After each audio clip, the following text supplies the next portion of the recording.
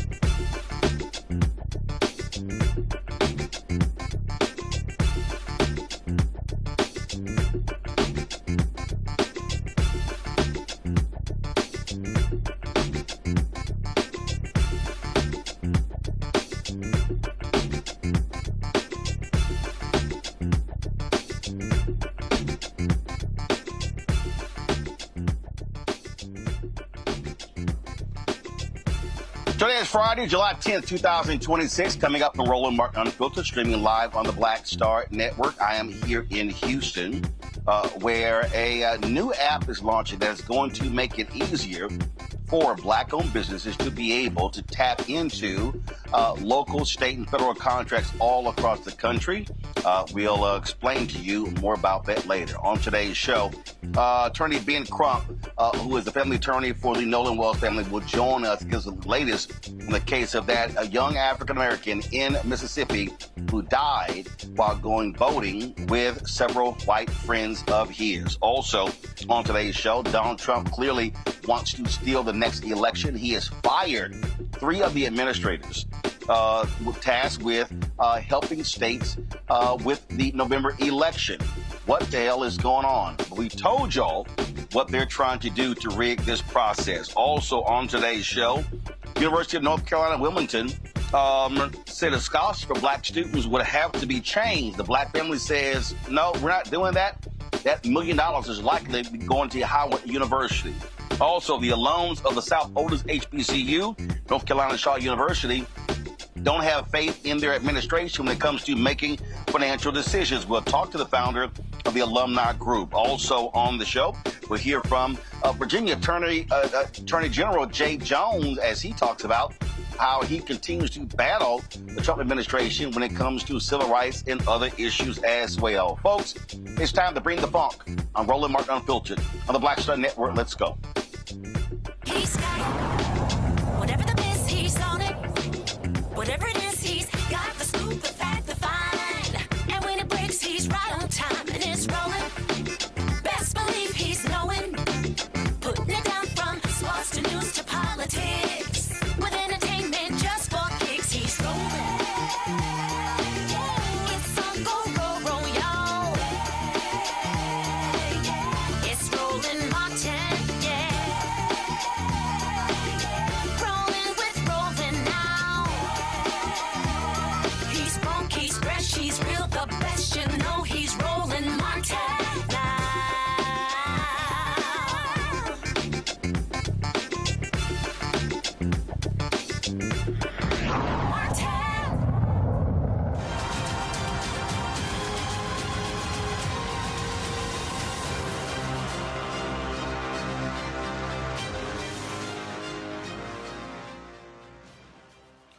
Folks, a federal judge has struck down Florida's Stop Woke Act, saying it infringes on the First Amendment rights of university professors. Florida Governor Ron DeSantis had this as one of his priorities, where he essentially wanted to tell university professors what they could and could not talk about in the classroom. It was signed into law in 2022.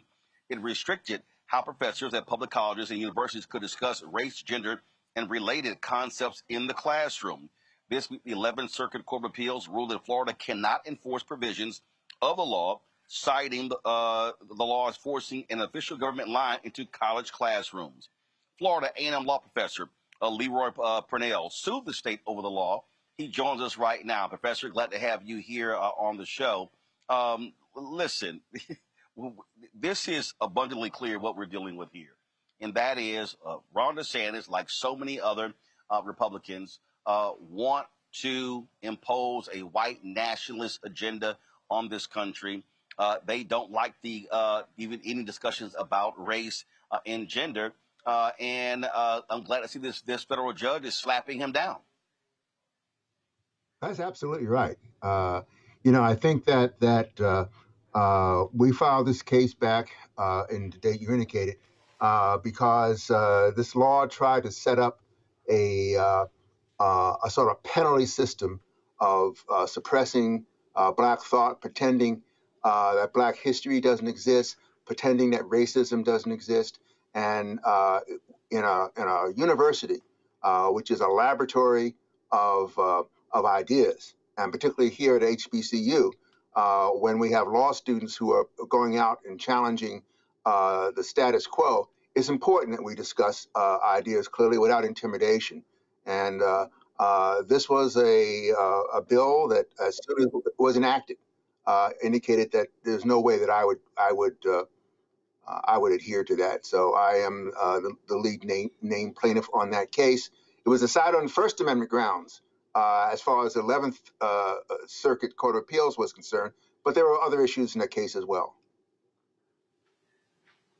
The thing here, I warned people. I warned folks in Trump's first time in the White House, and then, of course, this second time, and then I warned folks about these southern states with Republican governors, where people felt that HBCUs were going to be an oasis or a place of protection. And I said, folks, you got to remember, our largest HBCUs are public universities. So if you're talking about Florida A&M, Florida, North Carolina A&T, North Carolina, South Carolina State, South Carolina, Texas Southern University, Prairie View A&M, Texas, Southern and Grambling, Louisiana. And I said, we got to be vigilant and vote in these state elections, because otherwise they are going to try to make decisions that are going to even hinder our HBCUs. Now, granted, this law was not specific to HBCUs, but it's a perfect example of why we cannot be silent and sit elections out, because there are consequences when folks like DeSantis win. Well, the other thing to mention here is that the importance of this case is this is not just Florida we're talking about. The Florida legislation was modeled after a creation done by conservative think groups in D.C., and it was modeled after a framework established by Donald Trump. And so this decision is significant, not just for Florida, but it is the highest decision against the attempt to suppress the teaching of Black history in the nation right now. So we're very pleased at this juncture to have the support of the 11th Circuit. But I think I would hope people will be aware that they have to watch what's going on everywhere. This is an attack that I think an article I wrote recently that at least 23 to 30 states have laws on the book virtually identical to what Florida is trying to do in suppressing Black thought and speech. And so we have to be able to fight back against all of this on a local level and on a national level. Also, there in Florida, you have a governor who has put a bullseye on the back of university professors. And as you said, Florida operates sort of as a test case for others. What has been happening in Florida has been happening in Texas. I'm here in Houston with MAGA Governor Greg Abbott, Yes. And Dan Patrick, upending what's happening at my alma mater, Texas A&M University, University of Texas, Texas Tech, and others, because they want to put their right-wing stamp on these state institutions. And other states as well. And so, again, we're constantly trying to warn people on this show that when you see an action in North Carolina, understands it's not just North Carolina. You see something happening in Georgia, it's not Georgia. This is a part of the MAGA Republican attack on Black America. It is their effort to target universities because they believe that these are liberal bastions, and that is what is really driving them crazy. Well, that's absolutely true. Understand that one of the things this law tried to do is not just to stifle and gag the discussion of our issues in a classroom of ideas, but also to require that we repeat and adopt their own thoughts and their own agenda. I mean, we're talking about a situation here in Florida. Remember, we had a governor who suggested that slavery was simply a job training program for Black folks, and so I'm not going to buy into that. And the notion that somehow I'm obligated to repeat such natherings just because I'm employed at a state university was absurd, and the 11th Circuit agreed. One of the things that also, before I go to my panel with questions, one of the other things that jumps out, and let's just be clear, what DeSantis and these other Republicans want to do, they want to force folks like you and others to retire. We saw that in Louisiana, where there were some professors who actually retired. They've been attacking tenure. They have been going after, the underpinning. And so what I've been saying to people, listen, they are attacking these well-established institutions, just like they want to attack every facet of Black America: academic, civil rights, social, economics, you name it. You're absolutely right. We've seen losses all across the country. In this state, I know some friends of mine who have been at other universities said they couldn't take it anymore. They went to another state. The desire to push out those who would speak up and fight back is a pressure that we feel every day. And yes, that can be reflected, and there are other bills, laws in Florida that try to tie it into tenure, try to tie it into arbitrary decisions to disapprove you if you are not adhering to a party line on this. And one of the positions I've taken on this, and I've said it in other contexts, is that what they're really asking of us is to be a form of slave. One of the hallmarks of being of slavery was you had to remain silent and repeat whatever the master told you. Well, that's not going to happen for a lot of folks. It's not going to happen for me. And I think that this attempt to relive and bring back the good old days, or at least what they thought were good old days, is a war that we cannot afford to lose. And so we do have to pay attention. The other thing one of the things I want to mention is this is not simply a matter of the need of faculty to express themselves. Students want to be taught. Students want an opportunity to talk about these things. Students want an opportunity to address the problems in our country. You can't mandate silence and prevent that.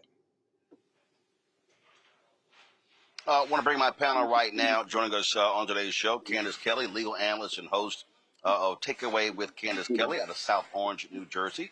Matt Manning, civil rights attorney out of Corpus Christi, Texas. Michael Imhotep, host, African History Network show out of Detroit. Candace, you first.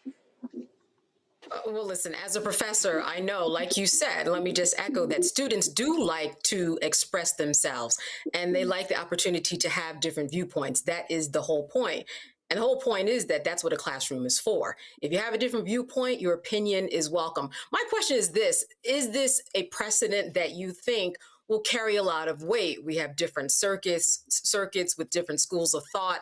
What will this do for K through 12? What do you think this will do with the other states that have similar laws on the books? Well, I think that it will have a positive and leading effect. I mean, if you look at some of the language from the 11th Circuit opinion, they are expressive and indicate concerns about the impact of legislation like this on K through 12 as well, although that's not specifically the issue that was raised in this case. As I indicated earlier, when we look at the laws like this that have been adopted in every state, almost a blueprint. You scratch out one name and you write in another. This is, to my, as far as I know, the highest level, that is the United States Court of Appeals, that this issue has reached in a positive manner. The 11th Circuit is a very well-respected circuit, and I would hope that this will have sustaining quality to it and provide leadership for other states and other circuits that are considering virtually identical laws. Thank you. Matt? When I see these kinds of things, Matt? it just seem to me to be, can you hear me? Seem to me to be blatant viewpoint discrimination. But my question is, what are the other grounds of the lawsuit? And did the 11th Circuit reach those merits of those, or did they pass on those because of the disposition on the First Amendment question? Well, when you look at the original lawsuit that was brought, it raised the First Amendment issues and also raised issues relating to equal protection and the fact that this law was a poorly disguised direct attack on Black folks. I mean, even its name, woke is a term that originated in the Black community, and so it has a disparate impact on the Black community, and those issues were raised in the original complaint. Judge Walker, the district court judge who issued the preliminary injunction, decided that the First Amendment grounds were strong enough that he issued an opinion based on that, and did not address the other issues that remain in the case. But there are other issues in there in terms of equal protection that presumably, when this case finally reaches full litigation and trial, will be addressed again. And there are issues that even go beyond what was originally filed in the lawsuit. For example, I think that there is an issue of whether or not this attempt to silence Black folks in a way that is similar to said slavery, whether that might not even in fact be a 13th Amendment violation as a badge of slavery. Michael. Professor Purnell, thanks for coming on and sharing this with us. I've been talking about these anti-critical race theory laws since they started. I think Florida was the first state that had them. I wanted to focus in on something that you said. You said Florida modeled their Stop Woke Act after framework from a think tank in Washington, D.C. that was modeled after policy from Trump. Was that in Trump in his first administration? Yes, well, Trump in his first administration adopted the reports from the Heritage Foundation and others that outlined attempts to model, to control and to suppress critical race theory, or what they would call critical race theory. And so they developed a blueprint that the first Trump administration signed off on. The Biden administration, through executive order, overturned that almost the first day that it came in. And now that same blueprint has been sent to the states around the nation, and they in turn have adopted versions of that foundation report. And so Florida did that. Texas is very close to the same thing. I mean, you can get minor differences in there, and other states as well. So yes, there is a blueprint out there. It is a consistent attack on critical race theory, Right. a consistent attack across the nation on just recognizing the role and significance of race in our history and in our current condition. So this is I would have to say that to give the devil its due on this, they got their act together as far as a consistent attack. And so that's why I've always argued that we have to do the same thing, get our act together and have a consistent response. Yeah, just very quickly, was that the September? I'm sorry. And that's what. Just very quickly, was that the September 2020 memo that Trump issued that banned critical race theory being used in federal training for federal employees? Was that the policy from the Trump administration you're referring to? Because when Biden came in, he rescinded that memo. Right, that's correct. Yes, that was certainly one of them. I mean, I don't have I wrote an article that sort of identified those. I don't have it in front of me right now. But okay. Yes, that was one of them. I think that what Trump did in that memo was converted over for state adoption to outlaw that in education, in employment, and in other areas as well. All right, thank you. All right, Professor Purnell, we certainly appreciate it. Congratulations on this. I'm sure they are going to appeal this. But as I have consistently said, we have to fight back at every single effort what these folks are doing because their aim is very simple, and that is to completely destroy what has taken place over the last 60 years for African Americans and others. And in fact, they want to go as far as back those Reconstruction Amendments. And so we must be on guard and be utilizing everything at our disposal. Our civil rights groups have got to be filing these lawsuits, and we've got to be doing our part at the ballot box. Agreed. Yes. All right. We appreciate it. Thanks a lot. Folks, let's go to a break. We come back. Let's talk about how Donald Trump is trying to steal the election in November. Also, why is J.D. Vance trying to call Democrats out for protecting fraudsters when Donald Trump lets off another Ponzi schemer? I'll explain. You're watching Roland Martin Unfiltered, broadcasting live right here on the Black Star Network. All right, folks, let me tell you about Chapter. Now, if you're on Medicare or about to be, the system is not set up to work for you. Too much fine print, too many plans, and too many people making money off of your confusion. And look, we're used to this. We're no strangers to systems that don't have our best interests at heart. But we don't have to accept it when it comes to Medicare. That's why I'm telling you about Chapter. Their advisors are independent and honest. In fact, they're the only Medicare advisors that compare every plan nationwide. And they're focused on one thing: what works for you. If there's a better plan out there, they'll find it. If you're already in the right one, they'll tell you that too. There are no games. Just last year, people who switched with Chapter saved an average of $1,100. It's 20 minutes and a real person. It's completely free. My parents actually have already called. My mom sent me a text. Folks, give Chapter a call at 724-264-8281, 724-264-8281, and connect with someone you can trust. Folks, these are the kind of services that we need for our audience here at Roland Martin Unfiltered and the Black Star Network. So call Chapter right now, 724-264-8281. What's up, y'all? This is Wendell Haskins, a.k.a. Win Hogan at the Original T Golf Classic. And you know I watch Roland Martin Unfiltered.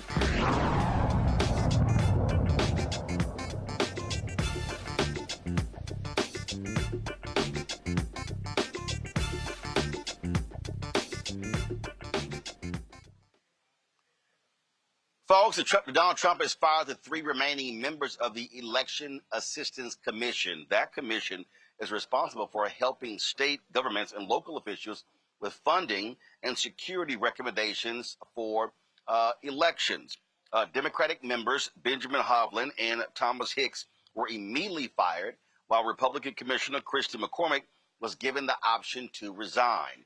Thursday's firings came after a June Supreme Court ruling that gave Donald Trump the authority to fire any bureaucrats that he chose to do so.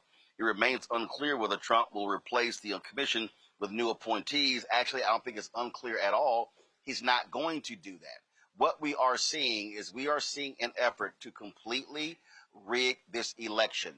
Donald Trump is scared to death that if Democrats win the House, he is going to get impeached, and he certainly has earned that.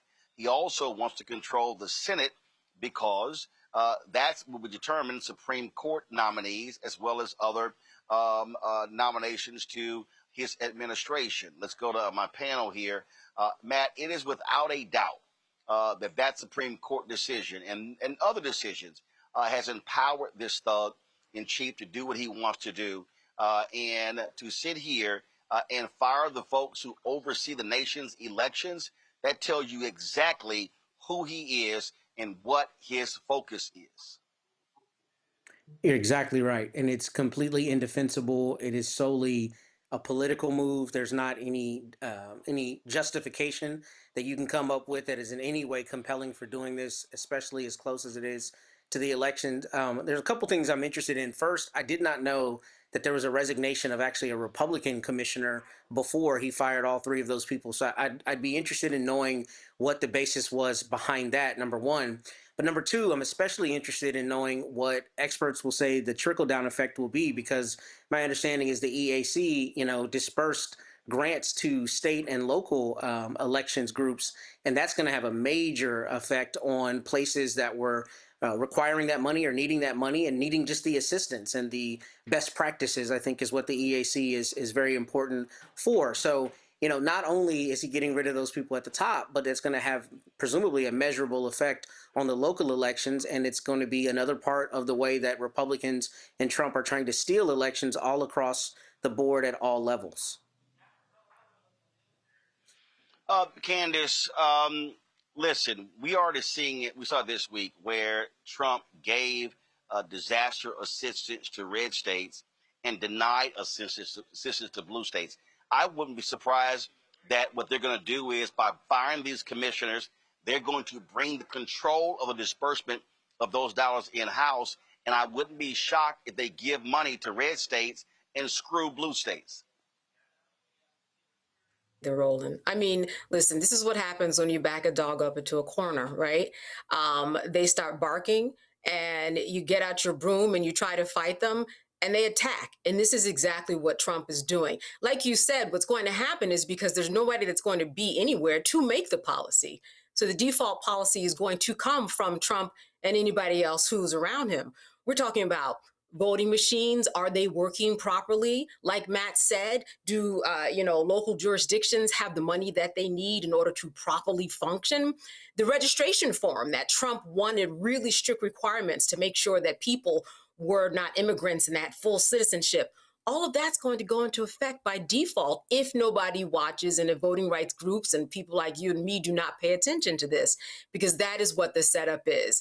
Help whatever is going to help with him in this midterm elections, which is exactly why these firings are taking place. He is scared. He's scared for the ultimate outcome, like you said, because impeachment is on the table. But this is not surprising. And anything that we see from Trump on any day is not surprising. But this is a power that was given to him. Let's start there. We saw what he did in terms of stacking the courts to make sure that he ultimately got to this point. This is exactly what he wanted. And by default, there will be default policy while nobody's watching, but enough people are watching. Michael. Yeah, Roland, this is another move by Trump, like you said, to try to avoid the inevitable. He's scared to death of the 2026 elections. We saw the seizing of ballots in the county in Georgia. We know that he said he wished he had seized ballots in the 2020 election.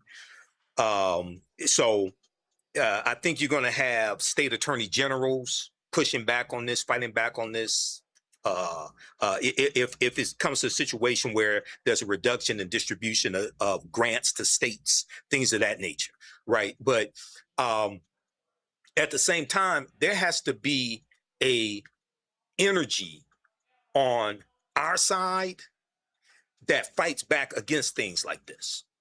So there has to be, connecting this to the segment with Professor Purnell. This is straight out of Project 2025. Okay. And it's like,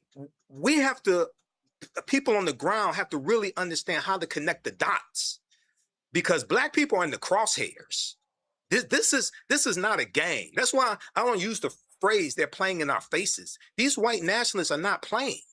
At some point, we have to wake up. Absolutely. And so again, we keep making this point to folks consistently that elections have consequences, and the only way to stop these people if we absolutely positively overwhelm the ballot box. All right, let's go to a break. We come back, lots to talk about, including we'll talk to attorney Ben Crump about what's happening in the case of Nolan Wells, the Black teen who was found dead in Mississippi. That is coming up next. Folks, you're watching Roland Martin Unfiltered on the Black Star Network. Be sure to support the work that we do. Join our Bring the Funk fan club. If you want to contribute via Cash App, use the Stripe QR code. You see it right here on the screen. That's also for credit cards.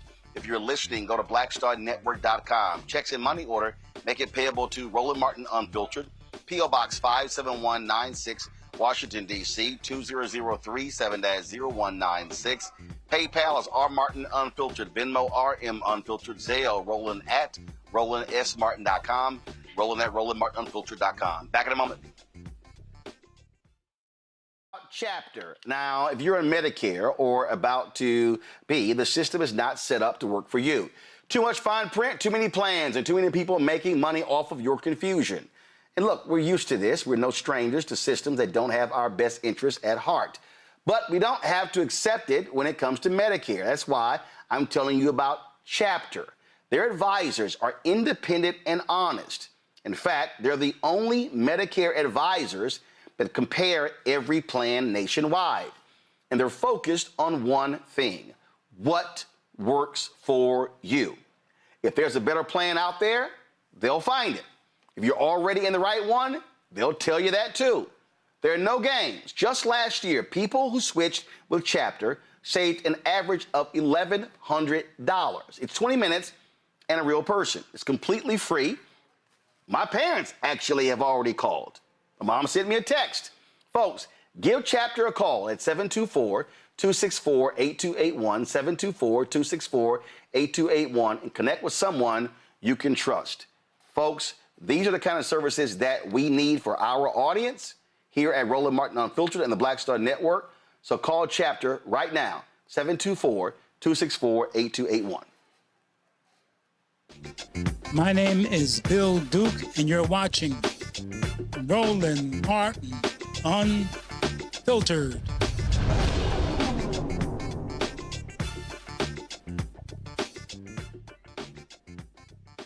Folks, we continue to seek answers into the mysterious death of Nolan Wells, the 18-year-old African-American who was found dead in Mississippi after he went out boating with a group of white friends on July 4th. Independent autopsy is being done on his body. The Mississippi officials say they continue this investigation. And again, we continue to ask the critical questions. What happened? What happened to this young man? And how did he end up dead? Joining us right now is Christine and Elmore Wansley, the parents of Nolan Wells, also the attorney, Ben Crump. I'm glad to have all three of you here. Certainly our condolences go out to you, Christine and Elmore, on the loss of your son. Thank you. I want to be clear in terms of trying to understand this timeline. What time did Nolan go out with his friends? What time did they go out boating on July 4th? So that was sometime in the morning. I don't have the exact time. I do still have his information up on the Life 360, but it was earlier in the morning on July the 4th. So, and so he said, hey, July 4th, we're going out for the day boating. Was this something that he had previously done with his group of friends? Yes, it was, and there was no issues, and my son came home.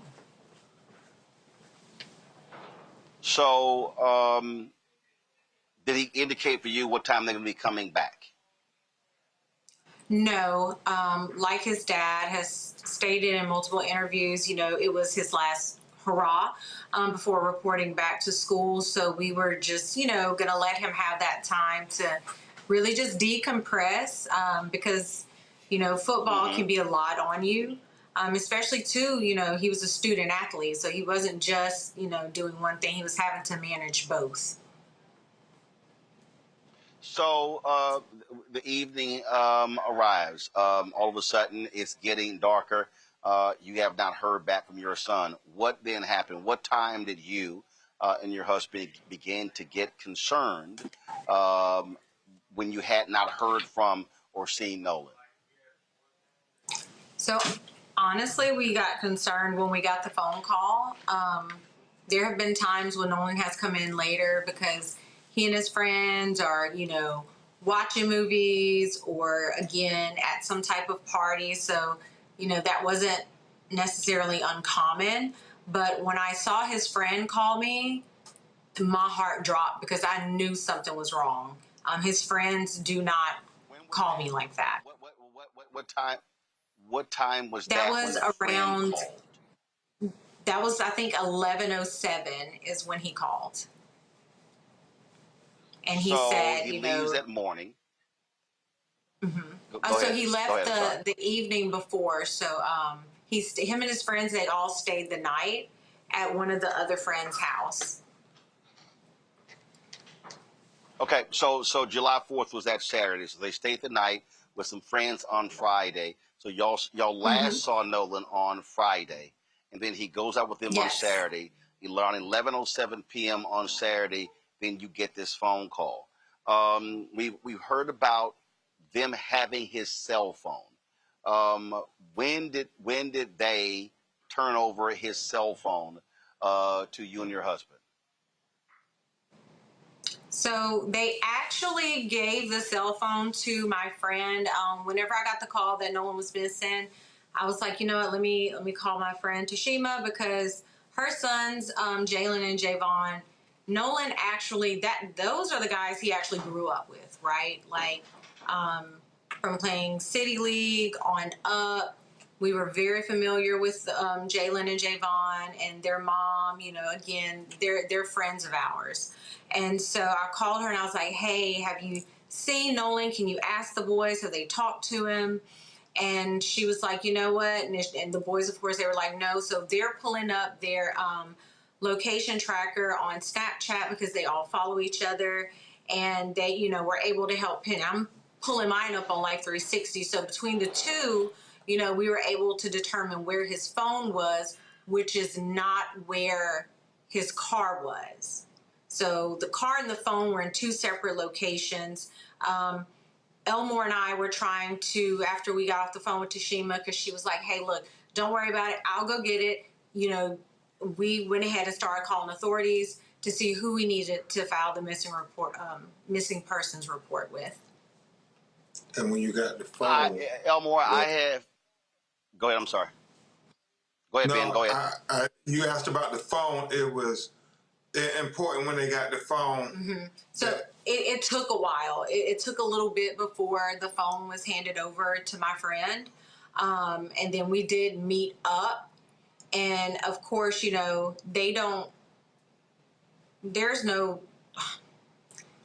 met up soon after. We filed the police report finally. And then she was on her way back towards Ocean Springs. So we met up at the second house to pick the car up, which is where he stayed overnight. And Roland, the Elmore, only thing I was I going have to point out raised. was Go ahead, Ben.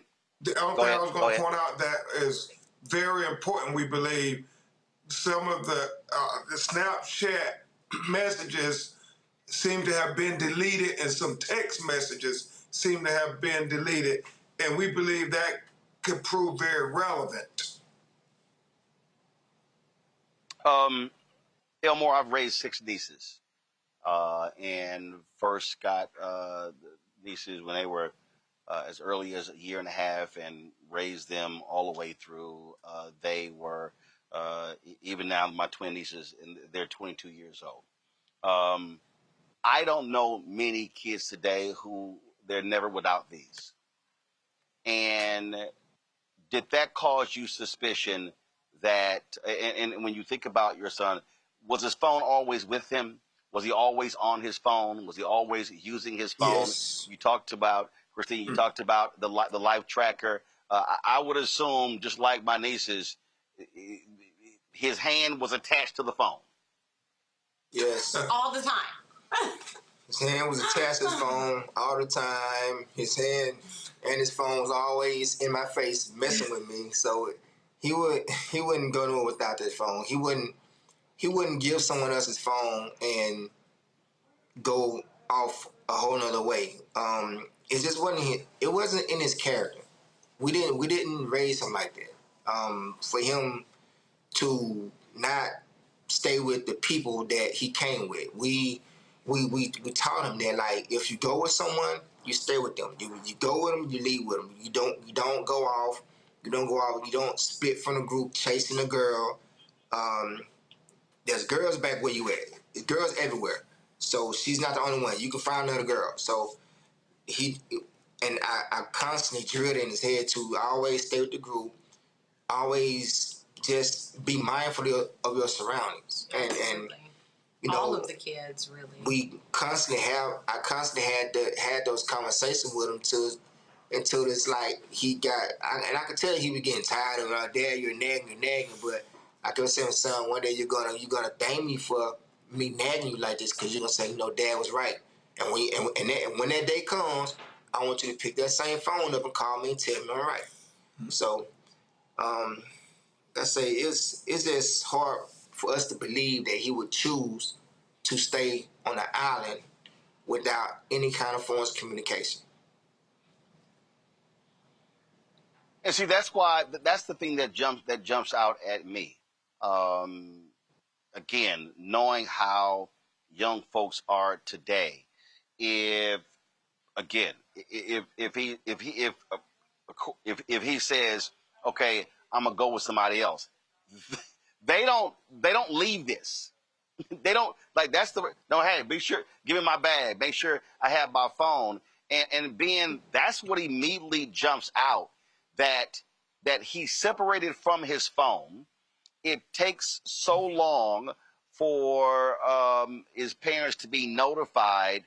And then when you said it appears as if some items have been deleted, obviously people don't realize text messages cannot be deleted permanently. Have you already communicated with the cell phone company to be able to pull those records? Yes, we are reaching out to experts to try to not only retrieve the deleted Snapchats, but the deleted messages, because we know on the video rolling that's been circulating all around the internet, we know there was some kind of argument where you heard Nolan saying, give me my freaking phone. What are you freaking doing? And then for him to not come back, but his 3 friends who were in the boat with him all come back with his phone, and he comes back a couple of days later on the shore dead. It doesn't add up, and it makes it hard for the sheriff to say, well, there's no foul play that we found. Well, that's foul play there. When you're talking about an argument over a phone, and then they take his phone and leave him on an island, it makes you scratch your head and say, this isn't adding up.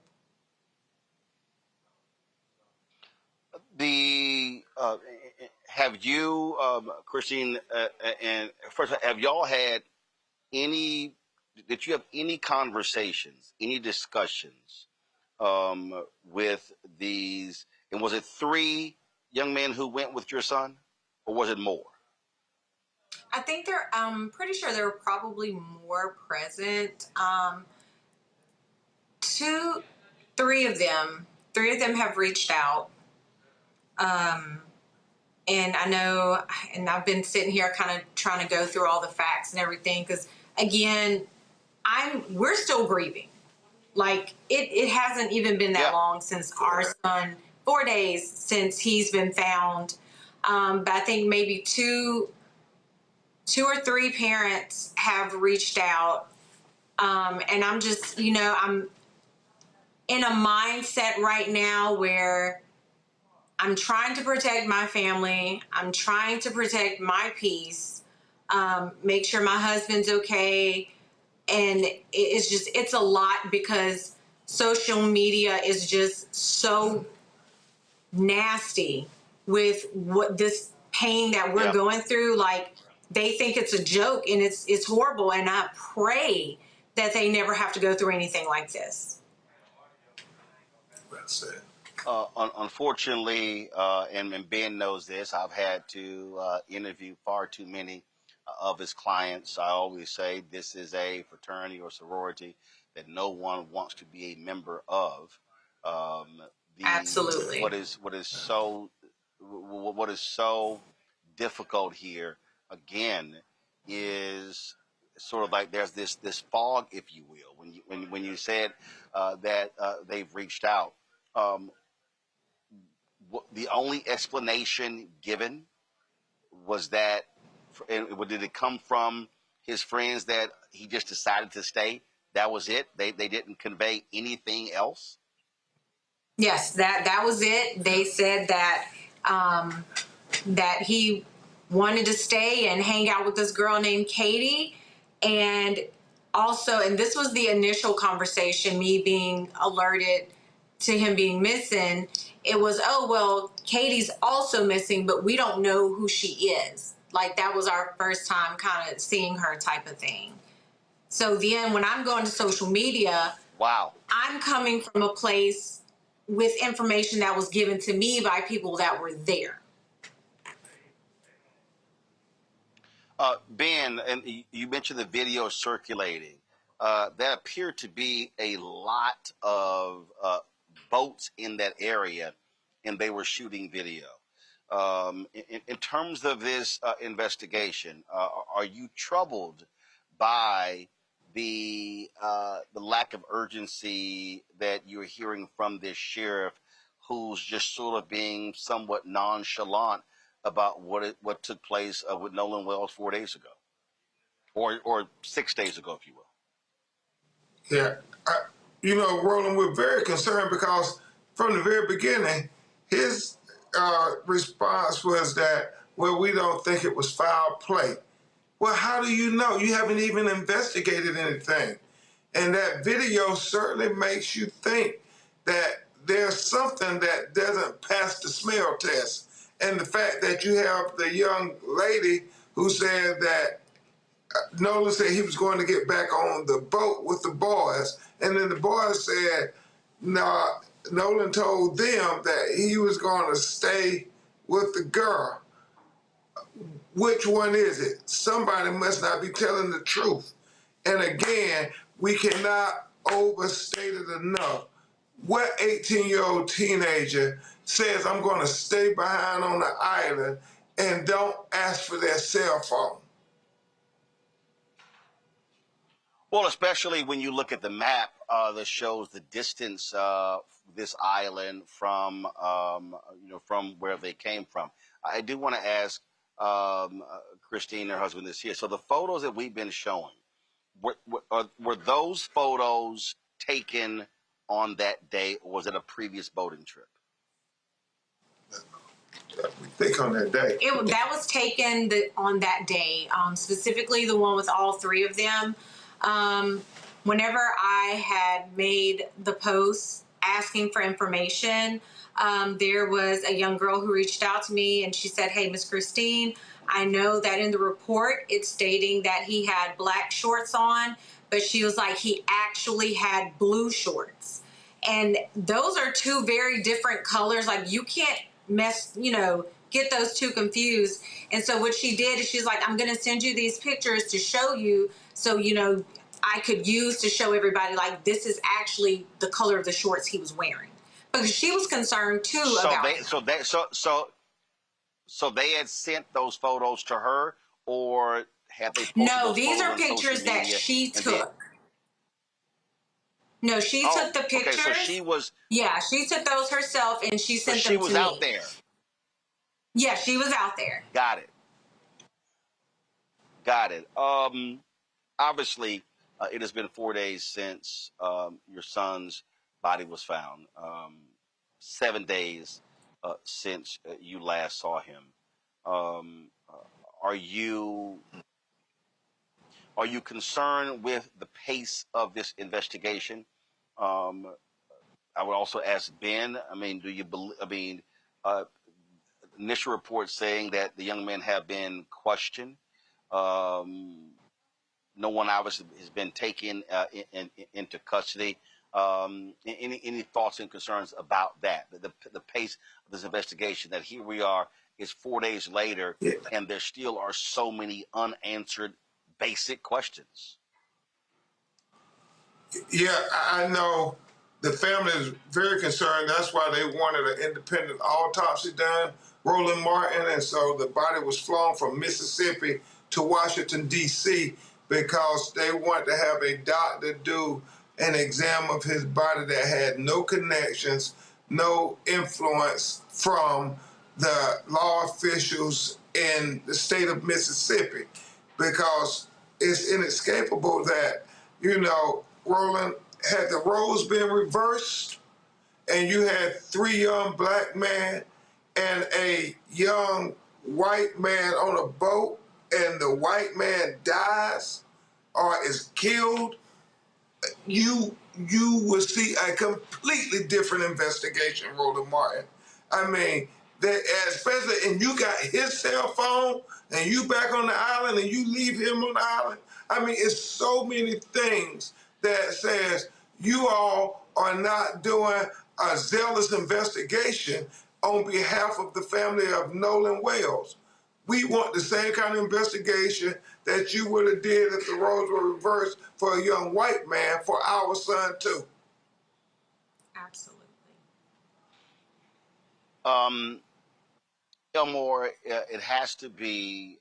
I listened to you as you talked about your son felt like you were badgering him when all those questions, and the reality is fathers and mothers desperately want to protect their children, want to provide them with as much cover as possible, and so as you think about those many conversations,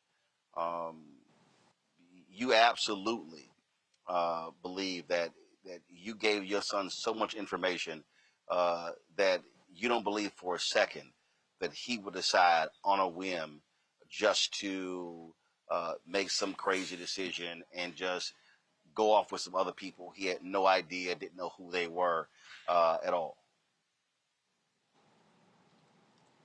I believe I gave my son, like I said, enough information to not do that. He had too much at stake. He had a plan for his life. He knew what he wanted to do. He knew what he had to do coming up that following Monday, which was get down to business so he can get on with his life and get his future started. So for someone to tell me that Nolan decided to stay on the island to chase a girl, I do not believe you. No one is going to get me to believe that, not one bit. No, I can't believe that, because he wasn't raised like that. I had him super focused on what he wanted to do. He was finally buying into what I was talking about as far as sports and business, and really taking it serious and understanding that if he wanted it, he had to put in the work. Just a couple of questions left. Christine, you talked about how nasty folks are on social media. It has to be extremely painful and difficult for you and your husband to see people who you don't know, who don't know you, who don't know your son, question you allowing him to be around white teens, questioning how you raised your son. What I would say to that is the amount of love and support that we've received from our local community, people outside of our community is, and even his friends, it's a testament to his character. It's a testament to us as parents. And this is the thing, I would never, and my husband the same, we would never tell our child, any of our children, you are not allowed to associate with this person over here because of the color of their skin or because this person over here is purple. Absolutely not. And just the way Nolan's heart was, he was a friend to everybody. Like, he was just, his heart was that big. So, like, I don't care. Because at the end of the day, I know we did everything we could as parents, raised our children as best as we could. We have always told them to be kind, caring, and respectful to others, no matter who they were. And that's the way we were raised. So if anyone has an issue with that, then that seems like that's a you problem, not a us problem. Ben, final question for you. Have you gotten any indication? First of all, Ben, who's leading this investigation? Is it the sheriff or is it the Mississippi Bureau of Investigation? I think at this time it's still the sheriff because the sheriff is the one who's making the statements. The sheriff in Jackson County, Mississippi. Do you want to see the MBI take this over? I want to see somebody lead the investigation who's going to do so zealously. We are in a ferocious search for the truth.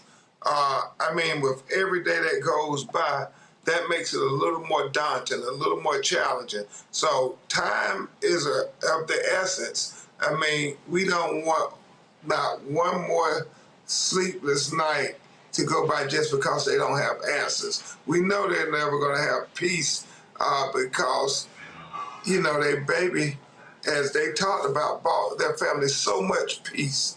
And so there's a void in their hearts and in their families forever.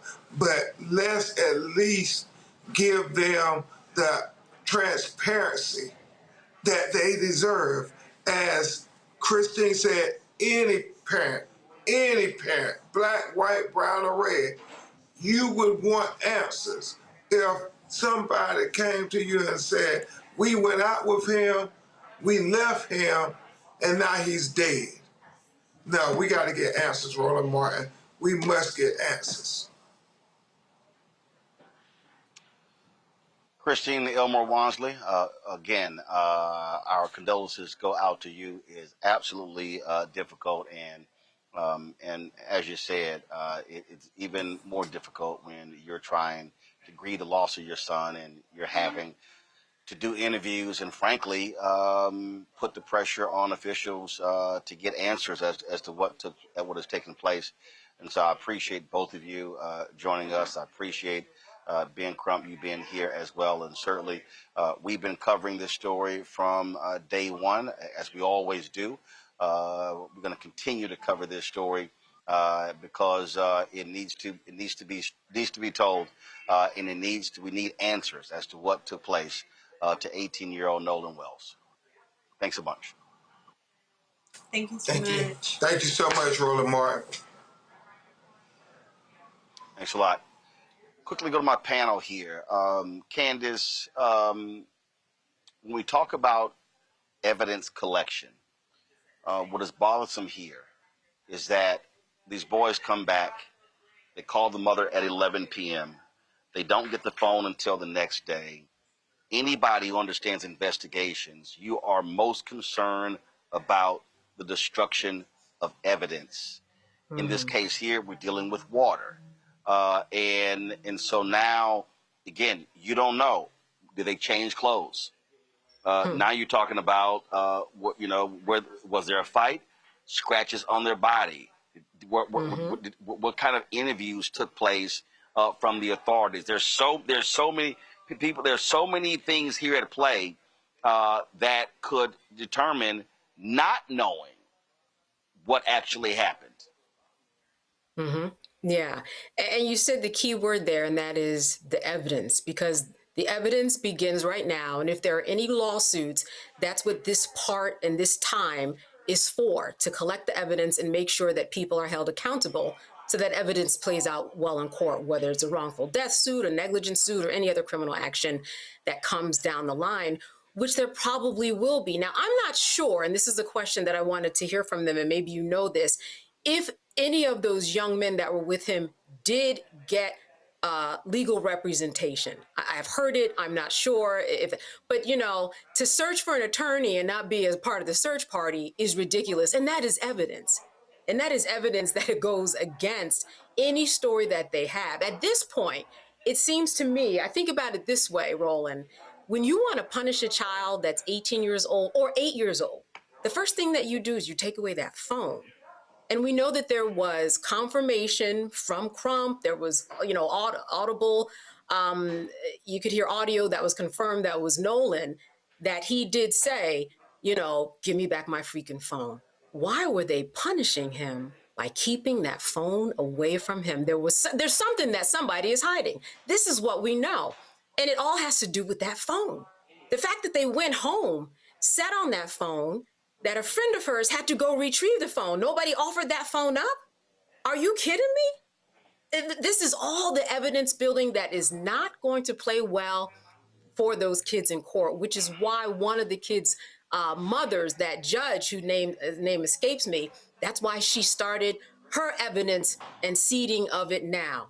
That my child, he's been cooperating with everyone and everything is fine. And maybe I canceled my Facebook account, but don't take it personally. People out there are mean.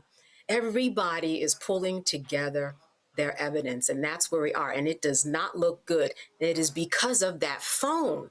It is because of that. That phone is telling the story, and it's going to tell the story in court. Matt. Yeah, I want to stay on that same thought. So I have literally proven a murder case off of deleted text messages from a cell phone. The police may not have thought they had probable cause to search the phone, but phones get dumped. So what people don't know is even if you delete messages or delete data on your phone, there are various levels to the phone where things are saved. So like I said, I literally proved a murder case off of deleted text messages. There's a lot of evidence surely in that phone. And there are a couple things I don't understand in this case. The first thing I don't understand is if you have a video that's contemporaneous with their time on the island with Nolan, and they come back with his phone and he's protesting them having his phone, you have a theft. So how you don't issue an arrest warrant immediately for the theft, how you don't decide to dump the phone, how you don't send an exigency search warrant to Snapchat, to social media, to the phone provider. I mean, they do that all the time. When somebody's missing and they have reason to believe there's been foul play, the police routinely do that, and the phone companies and other providers have a means whereby they can get them information in an exigent circumstance. Here, on the 4th of July, this young man goes missing. The family realizes he's missing. It seems to me the police had a number of things they could have done to truly investigate this and preserve that evidence. And, Ben Crump is one of the best in the country, so I suspect his team is going to do this. But the absolute first thing I would do is get a private forensic examiner on that phone. I would do a logical dump, a physical dump, find what is in that phone. And there may certainly be things that were deleted, right? And then even if those things are innocuous, right? Even if they're text messages that don't have anything to do about the conflict, Then you have a question of chain of custody. Okay, y'all had this phone for X number of hours before it was provided to his family, and there's something that was deleted that was sent after the time Nolan had the phone, or rather deleted after the time Nolan had the phone. It stands to reason you got tampering with evidence. So maybe, you know, this is something the Mississippi Bureau of Investigation will have to get into, but police officers do these things routinely, and I think what this might be is a situation where they want to take the path of least resistance and assume there's no foul play, despite the fact that they had incontrovertible evidence that this young man was not only in a conflict, but that they had expensive property of his, which they would normally call a theft. So how they didn't go down that road, I don't understand. Hopefully Ben and his team are able to develop some of that, and that evidence has been preserved despite presumably someone trying to delete it or otherwise obscure it. Well, Michael, what's so bothering for me is for a sheriff to say, we don't believe there was foul play. I'm sorry. An 18-year-old, extremely healthy young man goes on an island with friends, doesn't come back, they come back, he's missing, and I'm sorry, that's called doubt. That's called suspicion. And so you don't just come out and just make that kind of statement. That raises questions as to the thoroughness or the quality of the investigation that this sheriff is going to actually conduct. Yeah, Roland, I agree. I think it's premature to say there's no foul play suspected. You could just say we haven't been able to conclude that at this point in the investigation. The other, so or you just simply say this is under investigation. This is under investigation. You don't give a definitive statement like we don't believe that was foul play. Right. So I agree, Roland. I watched the press conference today. I also saw the interview this morning on Good Morning America that Nolan's parents did along with Ben Crump. And I watched the interview on CBS this morning. And I have like 15 questions, but I'm only going to ask 2. So I heard you, Roland, say that someone called the parents at 11 p.m. Was that to say we have Nolan's phone, or what was that call regarding? Well, the mother answered that. She said that the call she got was that Nolan had not come back with him. Right. Okay. Now, one of the questions I had is when the father went to go retrieve the phone, the boy or the man or the young man he retrieved the phone from said Nolan was like a brother to me. The father. No. The father didn't go retrieve the phone. The mother said a friend of hers was the one who went to go and retrieve the phone. Okay. I misunderstood it at the press conference today. Okay. Yeah. Well, again, I didn't see that. Here's the deal. I didn't see the news conference. I'm just simply saying what the mother just said, and I just interviewed her. So in terms of, so I don't know that. But so the bottom line is here. Okay. Clearly, they're not giving answers as to what actually is taking place. It has been 4 days since his body was found. 7 days, 7 days since they last saw him. 6 days since July 4th. And it's clear folks are clamming up. And so I would hope the sheriff is doing a real investigation. And the problem is, if he's not, for every day that you get away from this, the problem that you have is you have a lack of evidence. As we said, evidence could be destroyed, evidence washed away, all that sort of stuff. And that's really what is of great concern. I got to go to a quick break. We come back. We're going to talk with the alumni group of Shaw University, where they have some serious concerns about the leadership of that HBCU in North Carolina. You're watching Roland Martin Unfiltered on the Black Star Network. All right, folks, let me tell you about Chapter. Now, if you're on Medicare or about to be, the system is not set up to work for you. Too much fine print, too many plans, and too many people making money off of your confusion. And look, we're used to this. We're no strangers to systems that don't have our best interests at heart. But we don't have to accept it when it comes to Medicare. That's why I'm telling you about Chapter. Their advisors are independent and honest. In fact, they're the only Medicare advisors that compare every plan nationwide. And they're focused on one thing: what works for you. If there's a better plan out there, they'll find it. If you're already in the right one, they'll tell you that too. There are no games. Just last year, people who switched with Chapter saved an average of $1,100. It's 20 minutes and a real person. It's completely free. My parents actually have already called. My mom sent me a text. Folks, give Chapter a call at 724-264-8281, 724-264-8281, and connect with someone you can trust. Folks, these are the kind of services that we need for our audience here at Roland Martin Unfiltered and the Black Star Network. So call Chapter right now, 724-264-8281. I'm Ryan Wilson, CEO and co-founder of The Gathering Spot, and you're watching Roland Martin Unfiltered on the Black Star Network.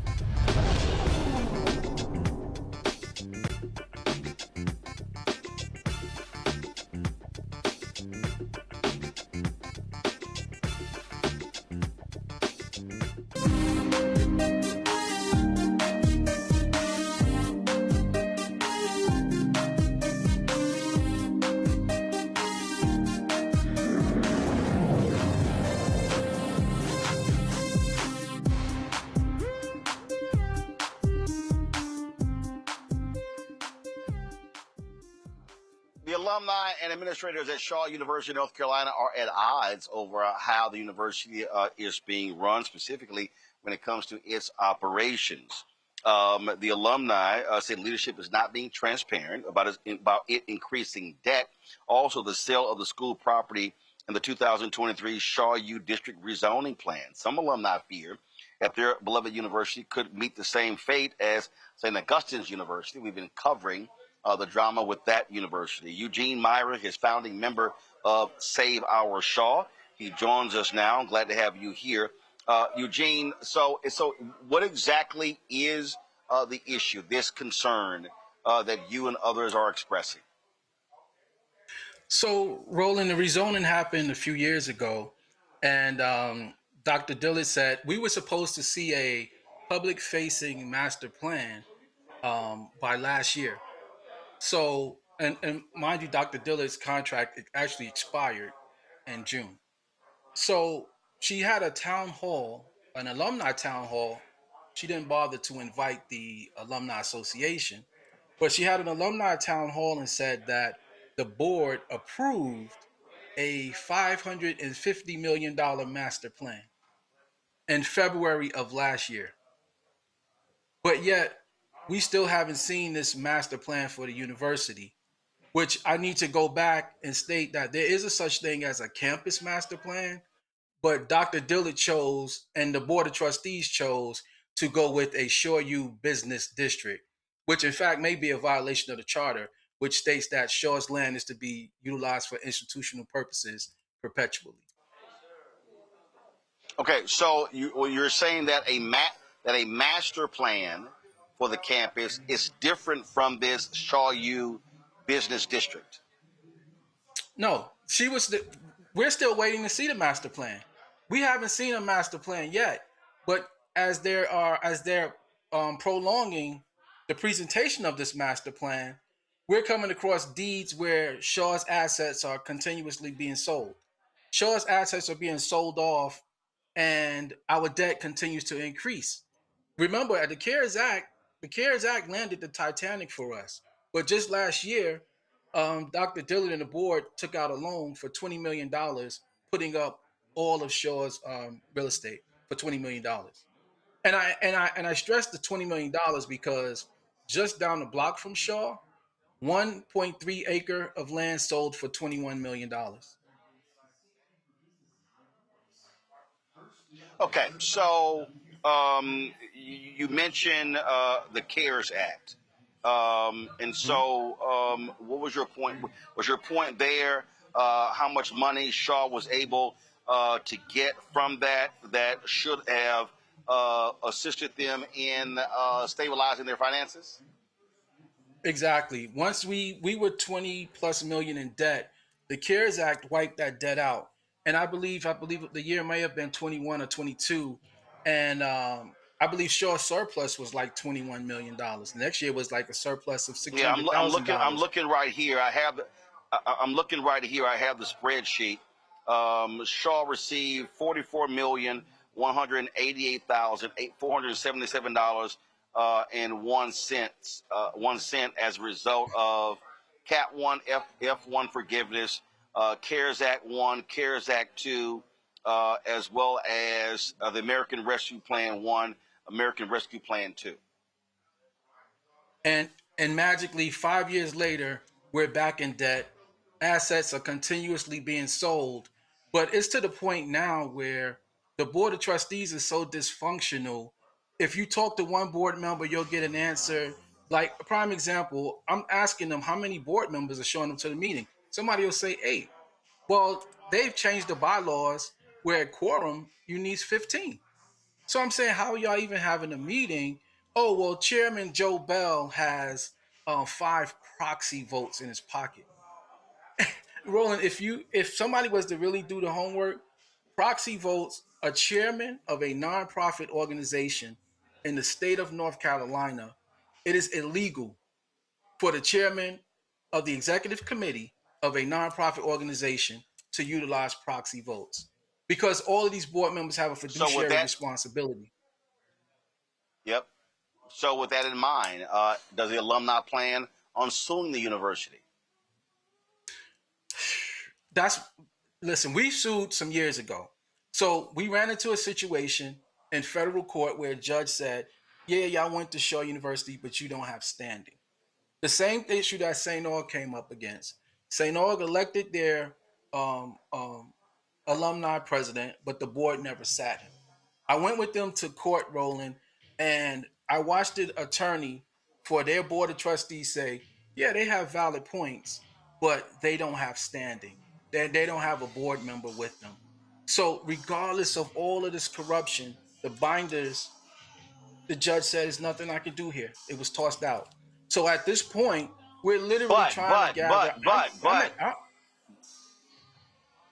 But in the case of St. Augustine's, just like your private university, there was a role that the Attorney General plays because you are a nonprofit. So have you had any conversations with the Attorney General of North Carolina?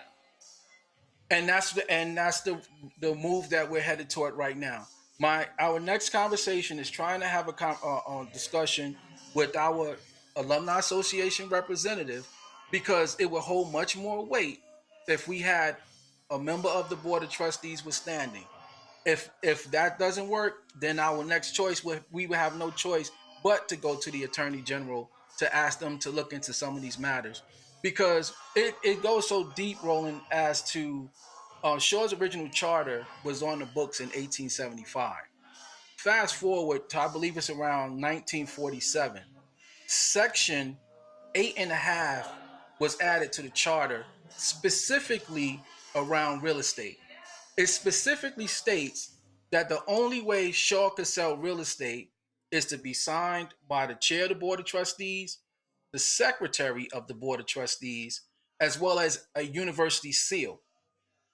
We have property. Dr. Dill is selling property. Chairman Joseph Bell is selling property. There's no seals, no signature from the secretary of the board of trustees, even going back to the sale of WSHA. We didn't even know that they took out a $2 million loan from the company that they sold the radio station to because we don't get any answers from the university. But our next step, our first goal is go ahead. Our first goal is hoping that our National Alumni Association president will step up because he would have standing. Those of us that filed that suit some years ago, all he would have to do is white our name out, stamp his name there, and he would have standing to go to court. Well, and that would be the best way for us to go as opposed to hoping that the Attorney General will step up to the plate. Shaw University sent us a statement when we reached out. They said increasing debt does not on its own tell the story regarding the university's property decisions. Responsible financial stewardship requires evaluating how resources are utilized what investments they support, and how those decisions contribute to the university's long-term stability and missions. The university's debt has increased in the last few years, due in large part to delayed maintenance, including HVAC systems and enrollment decline. They also said that several non-core properties have been sold in recent years. The non-core properties sold were either through the donor's wishes and always through appropriate processes and at market value, reflective of the real estate conditions and valuations at the time of the transaction. They say the university's approach to campus progress planning and land use has been thoughtful and informed by intentional engagement with alumni, faculty, staff, the surrounding community, and professional expertise.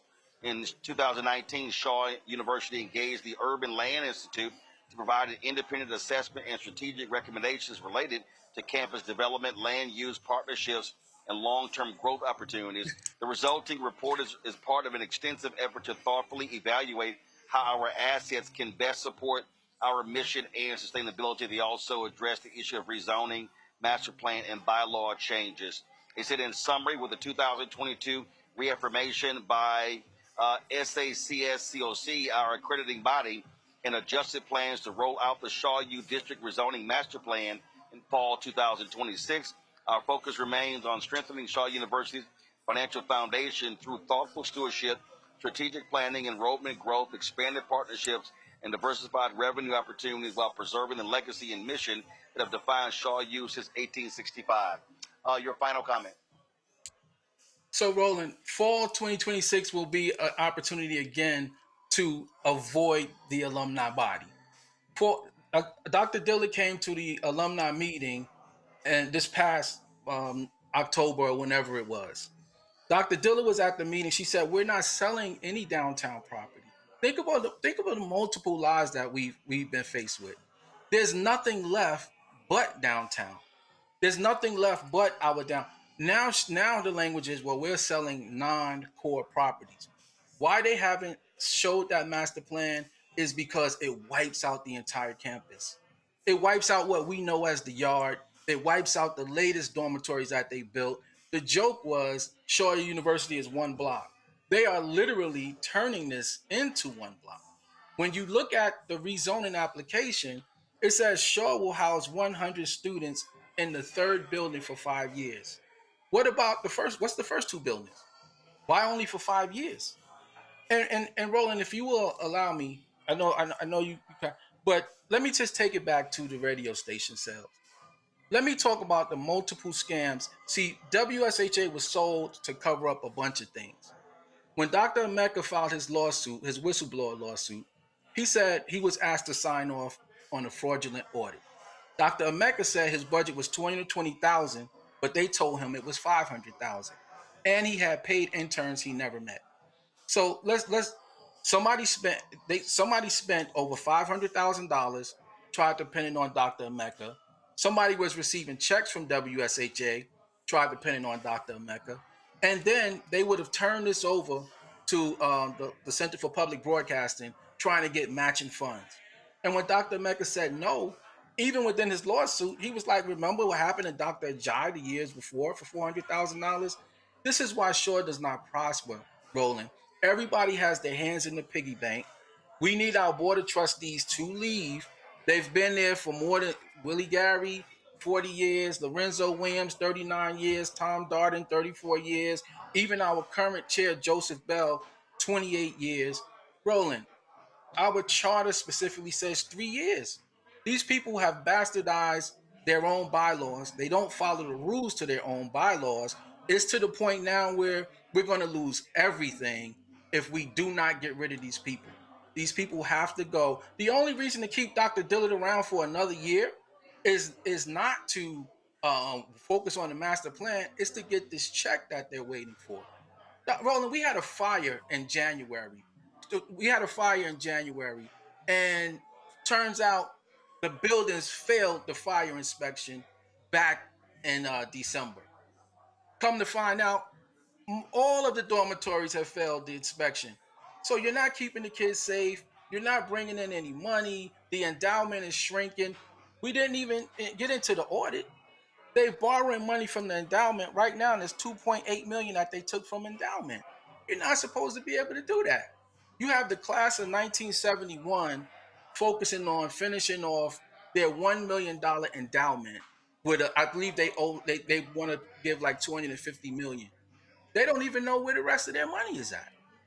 So at this point, Roland, we have to get the alumni together to either focus on getting our NAA president to file this suit, or we have to get the alumni together to pressure the attorney general to step up to the plate to investigate this scam, or else we're going to lose hundreds of millions of dollars in real estate.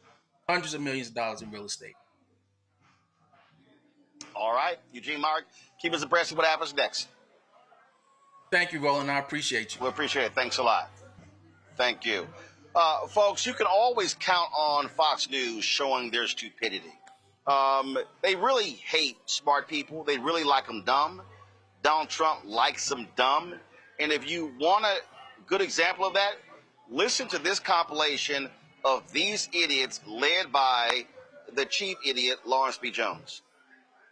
I will say this, that the college educated are the problem as well. The college educated are the ones that are buying into this. They're coming off the college campuses. They're being taught this new worldview. It's not like when we went to college when they had open debate. It doesn't exist. Well, I'll back you up on that, because if you look at Piker, he's got a lot of degrees. Of course. He spent his whole life in academia, as does Mondami. Right. These are highly educated people who come out with an agenda, and they're trying to make a difference in their 30s. Who's voting for these socialists?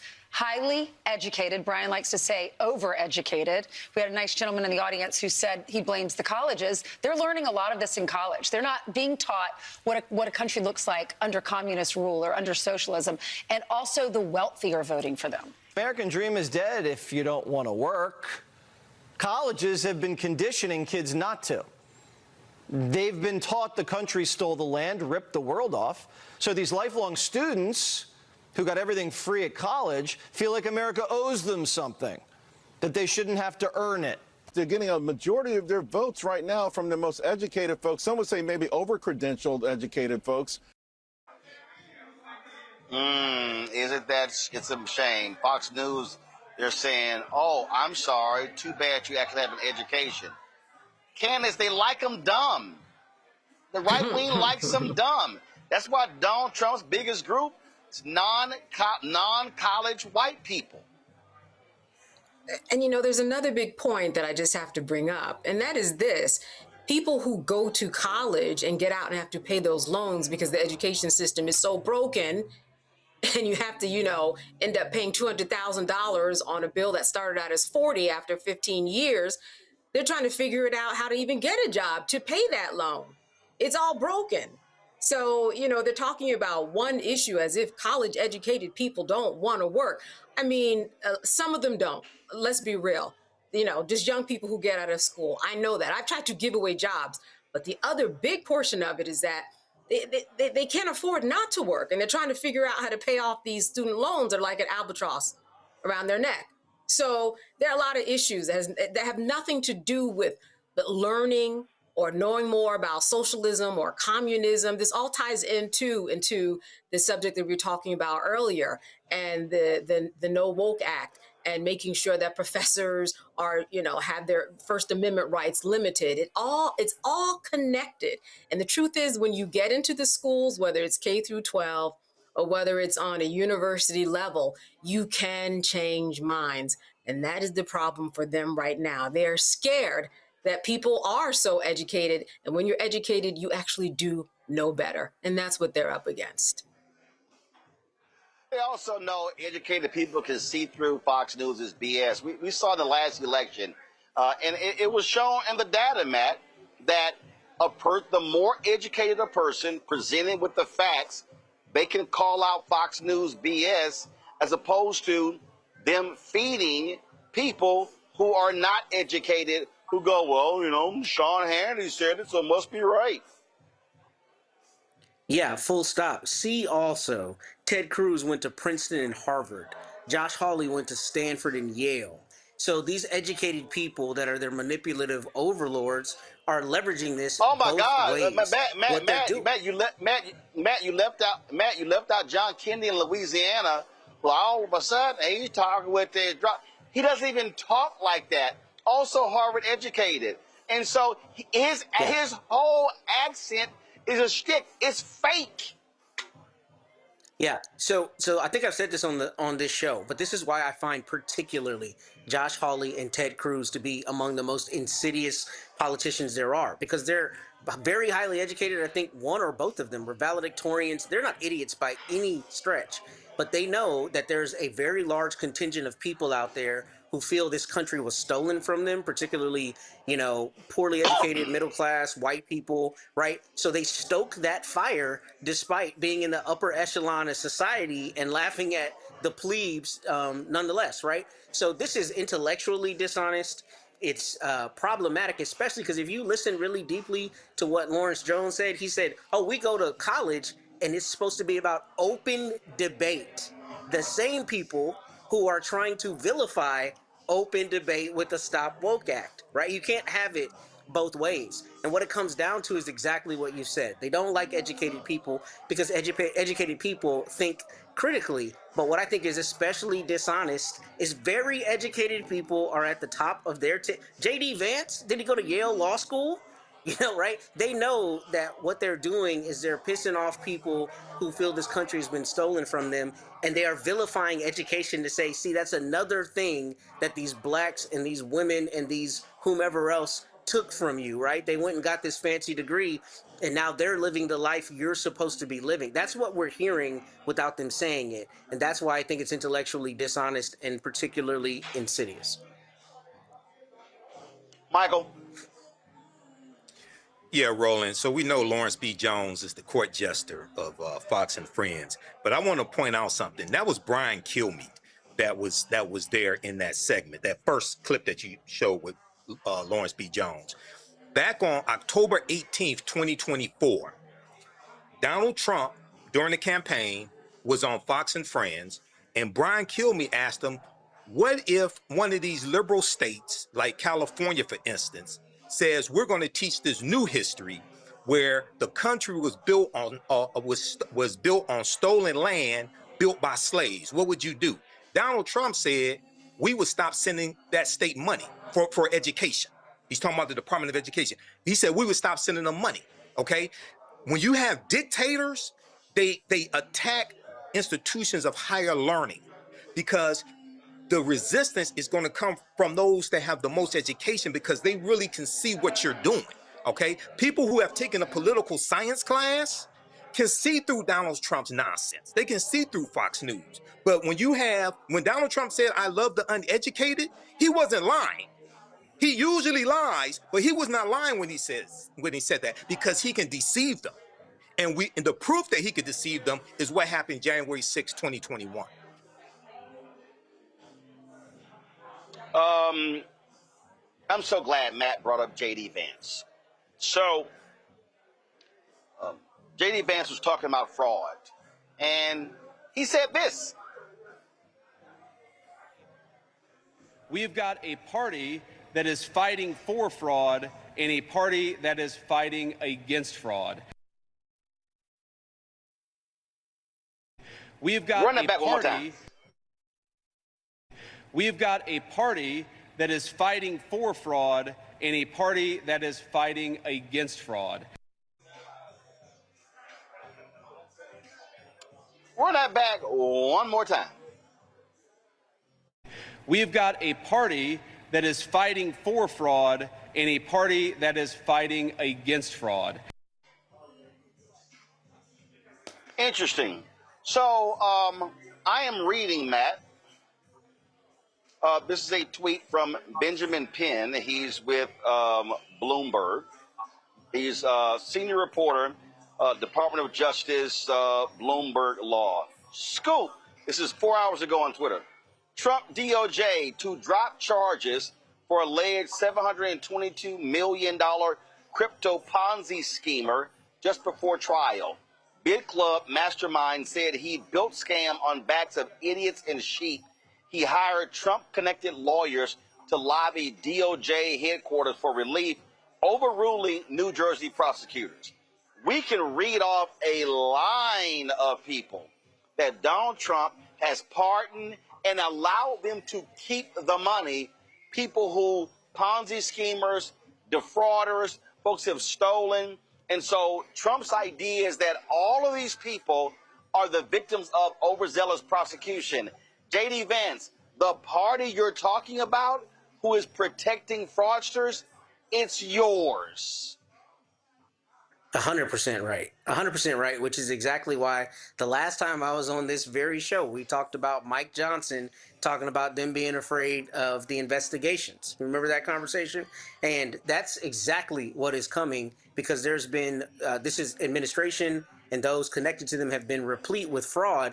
And that's what's so dishonest about this. Is exactly why you want uneducated people, because people who are paying any attention at all are going to say, you're talking out of both sides of your head. You're saying it's about fraud, but every week there's a new corruption, issue, or every new metric we hear is that the Trump family has made something like $2.2 billion his net worth has gone up since he's been back in office, and a lot of it is connected to crypto. It's just out and out corruption, and it's out and out fraud. But if you move the goalpost, and if you control the messaging, and if you make the messaging, stronger from the Republican side than what the Democrats have come up with, then you get that contingent of people that you need in your base to give you a one-off and let you get away with anything. And that's what we're seeing. We're seeing a massive grift on the greatest scale ever right before our eyes, because instead of calling it fraud, you just say the other guy's doing fraud while you continue to commit it. It is beyond laughable, Candace, to look at this, the richest cabinet in history, how Donald Trump is just letting these rich folks skate, and these dumbass maggots out here who are broke as hell keep lifting this guy up. And I'm like, he doesn't care about you. He cares about rich people. But these people are so clueless and so uneducated. They are in a cult where they think he is absolutely their God. And that's exactly what I was going to say. I was going to use the word cult. Go through and look up what cult, what it means to be in a cult, all the boxes that you have to check. This is someone who they look up to as a god. They don't know what he's about. They don't know what they're doing. They're not educated enough to understand what they've gotten into. And then another part of me is like, do we really dignify this? Isn't this the White House that had the WWF in front of the lawn of the White House? Is that who we're talking about here? The other thing is that, when we think about how Trump and the executive branch of the government functions, you say something enough, it gets into people's heads and they ultimately believe it. This is just another same old play from their playbook that they're going to keep on target up until next week and say it enough, and people ultimately believe it. And that is also what happens in a cult. You plant that seed, you say it enough, and somebody ultimately says, you know what? That's true, because I've got all these other co-signers around me that are saying that's true. And I'm caught up in my own world and don't even understand or have the level of intelligence to understand that there's a whole world out there that sees that I'm crazy. They don't see that. They don't see that at all. No, they don't. And Michael, they just believe whatever it is. This dude, it is so blatant that literally they're like, hey, you want a part? It's going to cost you $2 million.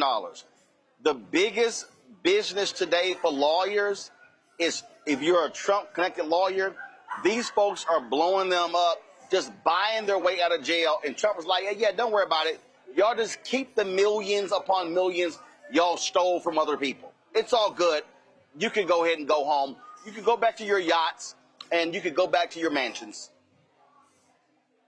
Yeah, Roland, the Republican Party used to be the party of law and order.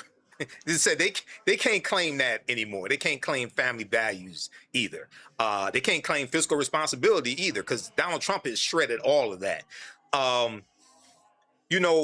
There's an authoritarian tactic, hitting on Candace's point, where you repeat a lie over and over and over again, and fools will believe it. And this is something that Trump does. This is why he targets the uneducated. And it's all when you go through and study how this works, it's usually the highly educated, like the people you mentioned, John Kennedy out of Louisiana, J.D. Vance, Yale law degree, punk ass Ted Cruz, is usually the elite that have these elite degrees that manipulate those that don't have them. Okay, so these are things that we warn people about, but this doesn't surprise me. Donald Trump is corrupt and rotten to the core, and you know we're going to see more of this. Hopefully, there's a reckoning. If the Democrats take control of the White House in 2028, take control of the Department of Justice, hopefully there's a reckoning on a lot of these acts that have taken place. But I wouldn't be surprised if Trump gives himself a pardon on the way out the door. Well, I just saw this story right here where the this guy was pled guilty. He owned Epoch Times. It says a former Epoch Times executive pleaded guilty to a $67 million fraud scheme that helped fund the right-wing newspaper. This is from Courthouse News.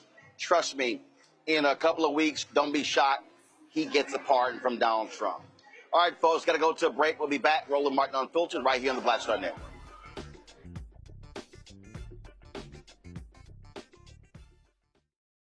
All right, folks, let me tell you about Chapter. Now, if you're in Medicare or about to be, the system is not set up to work for you.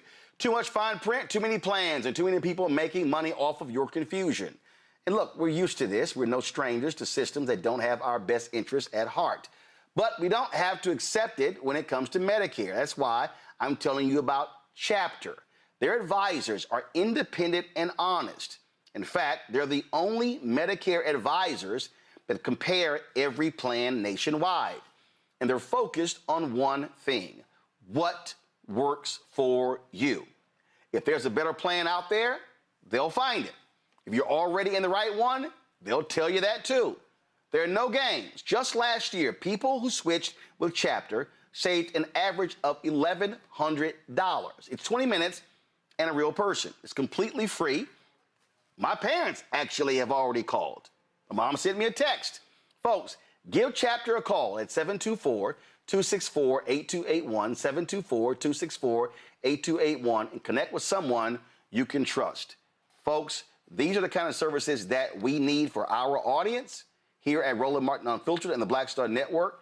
So call Chapter right now, 724-264-8281. My name is Lena Charles, and I'm from Opelousas, Louisiana. Yes, that is Zydeco capital of the world. My name is Margaret Chappelle. I'm from Dallas, Texas, representing the Urban Trivia Game. It's me, Sherry Shepherd, and you know what you watch. Roland Martin on Unfiltered.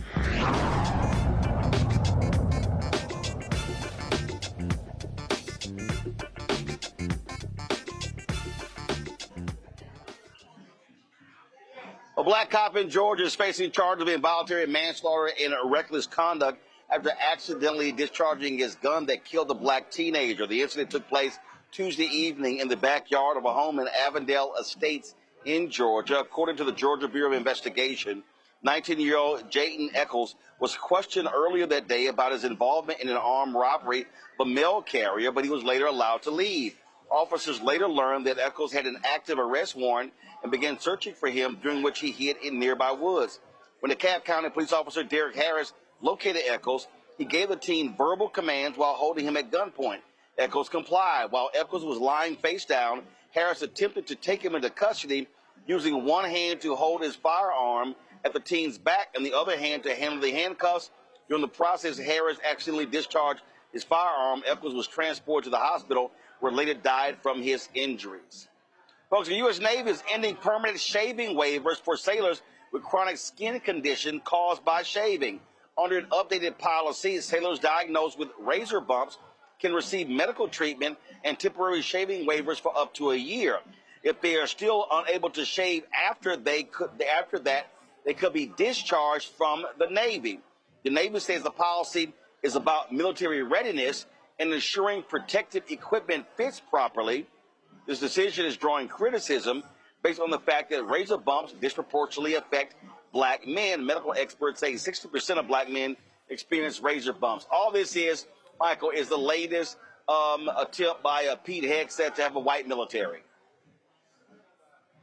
Yeah, Roland, I agree. I think this is targeting African-American men in the military. Now, I do know that for some type of equipment that you have to wear on your face, I do know, like for emergency responders, things like that. In some cases, they tell them they can't have facial hair. I do know that. Now, my question would be, okay, if you say that you're doing this so that certain equipment will fit properly on the face, right? Well, how is the equipment fitting now? What evidence do you have that the equipment is not fitting now? Okay, because I haven't seen anything saying, well, the equipment is not fitting properly. Okay, so this is why we're doing this. So this, to me, this seems a way to attack DEI without calling it DEI. Matt? Yeah, I think Michael pretty much summed up my thoughts on it. I mean, I don't really see that this is in any way a veiled attempt at attacking black sailors. I am interested in the question of whether, if you shave and get razor bumps, if you can still serve, or if it's a question of can you not shave at all. Presumably that might mean a much smaller number of people. But if 60% of the people affected are going to, 60% of black men get them, including my dad, who has used that disgusting magic shave my whole life, are the ones who get razor bumps, then I think it's a pretty thinly veiled attempt at attacking those black sailors. But it's Pete Hegseth, so what's new? Candace. Yeah, well, clearly we see what's going on. There used to be a waiver for this, right? Because it is a medical condition. Those razor bumps are no joke. We've seen the extremes of what razor bumps can look like. Like Matt said, we all know about the creams and how it smells and the process and surgeries that, black men go through. So this was a change because of what they ultimately wanted to do, which is meet their goal of getting rid of black men in the military, because now it's a very strict scrutiny rule. But if you look at this has to do with medicine, having a medical condition. And when you have a medical condition, you have rights. And if this goes to court and if anybody fights it, it's going to be fought on those particular medical rights that you have. It's just something too that you can't really explain unless one, you're a black man and have experienced it and share it. And these aren't the people who are looking at this situation. They don't know what it's like to have razor bumps to the extent that we have seen black men have those razor bumps. And might I say, black women too. I'm just being real, right? Because black women, sometimes they have to shave too when they get some of the same results. So it all has to do really with, getting rid of, diversity, getting rid of inclusion in this process in the name of medicine. We are going to see lawsuits. All right. Let me thank Candace, Matt, and Mike for being on today's show. I really appreciate it. Thanks a bunch. We're going to go to a break. When we come back, I'm going to talk to the co-founders of a new company that they want for black businesses to have a better shot at getting contracts all across the country. I'll talk to them live from Houston. You're watching Roland Martin Unfiltered right here on the Black Star Network. All right, folks, let me tell you about Chapter. Now, if you're on Medicare or about to be, the system is not set up to work for you. Too much fine print, too many plans, and too many people making money off of your confusion. And look, we're used to this. We're no strangers to systems that don't have our best interests at heart. But we don't have to accept it when it comes to Medicare. That's why I'm telling you about Chapter. Their advisors are independent and honest. In fact, they're the only Medicare advisors that compare every plan nationwide. And they're focused on one thing: what works for you. If there's a better plan out there, they'll find it. If you're already in the right one, they'll tell you that too. There are no games. Just last year, people who switched with Chapter saved an average of $1,100. It's 20 minutes and a real person. It's completely free. My parents actually have already called. My mom sent me a text. Folks, give Chapter a call at 724-264-8281, 724-264-8281, and connect with someone you can trust. Folks, these are the kind of services that we need for our audience here at Roland Martin Unfiltered and the Black Star Network. So call Chapter right now, 724-264-8281. Melanie Campbell, National Coalition on Black Civic Participation and Black Women's Roundtable. And we are watching Roland Martin Unfiltered all day, every day, 24/7. Spread the word.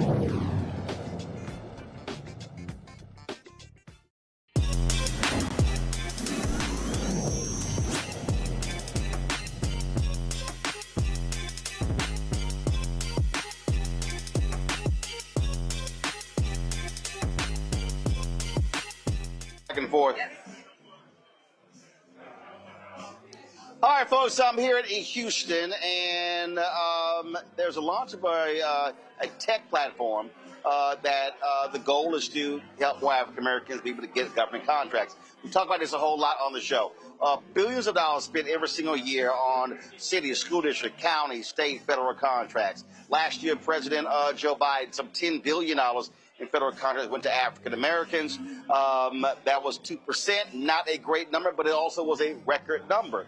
Here in Texas, the Texas Hub program was disbanded by Republicans here, but this is still about, when you look at the opportunities for African Americans to be able to build businesses, government has been the #1 place for the past 40 years for black businesses. And so my next two guests co-founded a company called First Bid, utilizing AI technology to be able to sort of make it easier for folks to be able to seek contracts and find them. Oni Nolisa is joining us, Christy Parker as well. Glad to have y'all here. So explain to us, what exactly is First Bid?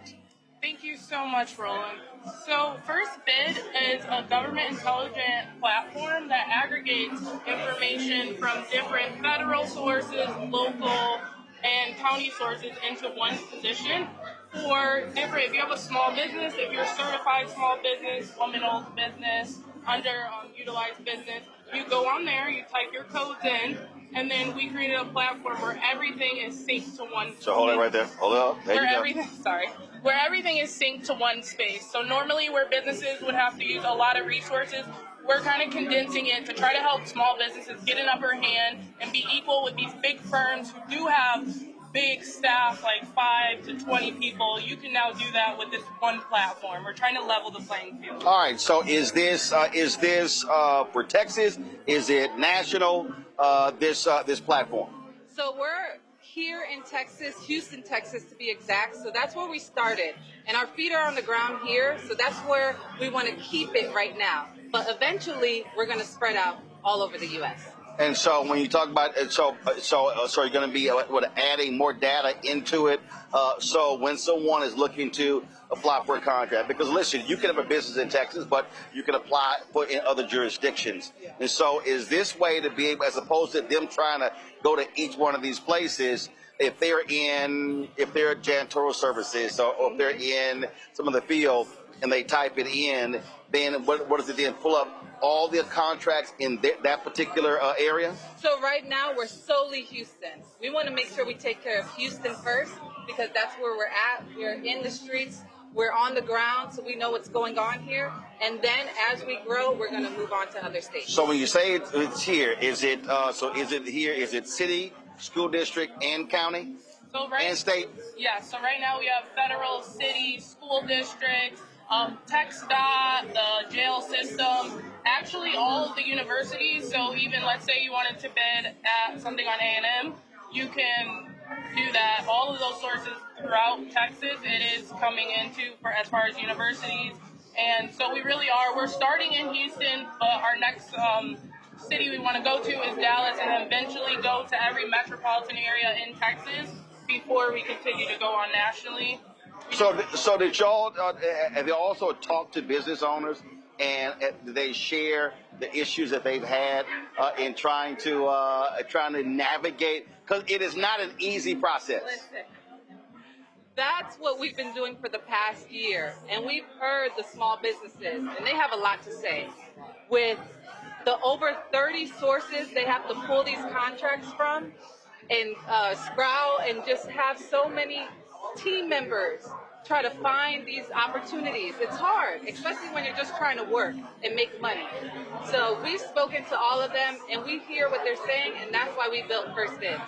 All right, so now, is it a free app? Is it a cost per month, per year? How does that work for businesses? Now we do have a free starter profile, and that will give you like all of the federal. That will give you 50 federal opportunities a day. And then we have for $99 a month, we have our basic plan. And then for $299, we have our pro plan, which is the one we really suggest businesses looking to grow to do that. On there, you'll get 15 proposal generators a month. So not only are we giving you the resources to find it, we're also giving you the resources to generate the proposal, because that takes a lot of time and effort and resources. And we're really excited about that, because usually small businesses are putting out maybe 10 bids a year, which is not a lot. But with this, if you're getting 15 a month, imagine how much you can do. Last question. Does your app also assist with minority certification? Because that's also an arduous process for a lot of minority-owned businesses. Even though I hate it. Like, I've had people hit me up. They're like, "Okay, y'all minority certified." I'm like, "Yo, I'm black." I said, "I don't need to certify what the hell I am." Yes, I understand that. What we do, so we do have a certification tracker. So all your certifications, we'll let you know when it's due, if it's up for expiring, and things like that. So we also, on our platform, suggest what you should have. After pulling your data from your capability statement, your website, we'll go ahead and look and see what you should be having as a certification if you don't already have it. So that's where we're at right now with the site. All right, so folks want to access it. Where do they go? Firstbidpro.com. So it's right now it's web-based, but will you have an app? It's web-based. Okay, all right. Well, appreciate it. Thank you so much, Nolan. All right, thanks a bunch. Folks, I'm going to go to a break. I'll be right back. Roland Martin Unfiltered right here on the Black Star Network. All right, folks, let me tell you about Chapter. Now, if you're in Medicare or about to be, the system is not set up to work for you. Too much fine print, too many plans, and too many people making money off of your confusion. And look, we're used to this. We're no strangers to systems that don't have our best interests at heart. But we don't have to accept it when it comes to Medicare. That's why I'm telling you about Chapter. Their advisors are independent and honest. In fact, they're the only Medicare advisors that compare every plan nationwide. And they're focused on one thing: what works for you. If there's a better plan out there, they'll find it. If you're already in the right one, they'll tell you that too. There are no games. Just last year, people who switched with Chapter saved an average of $1,100. It's 20 minutes and a real person. It's completely free. My parents actually have already called. My mom sent me a text. Folks, give Chapter a call at 724-264-8281, 724-264-8281, and connect with someone you can trust. Folks, these are the kind of services that we need for our audience here at Roland Martin Unfiltered and the Black Star Network. So call Chapter right now, 724-264-8281. What's up, y'all? This is Wendell Haskins, a.k.a. Win Hogan at the original T-Golf Classic. And you know I watch Roland Martin Unfiltered.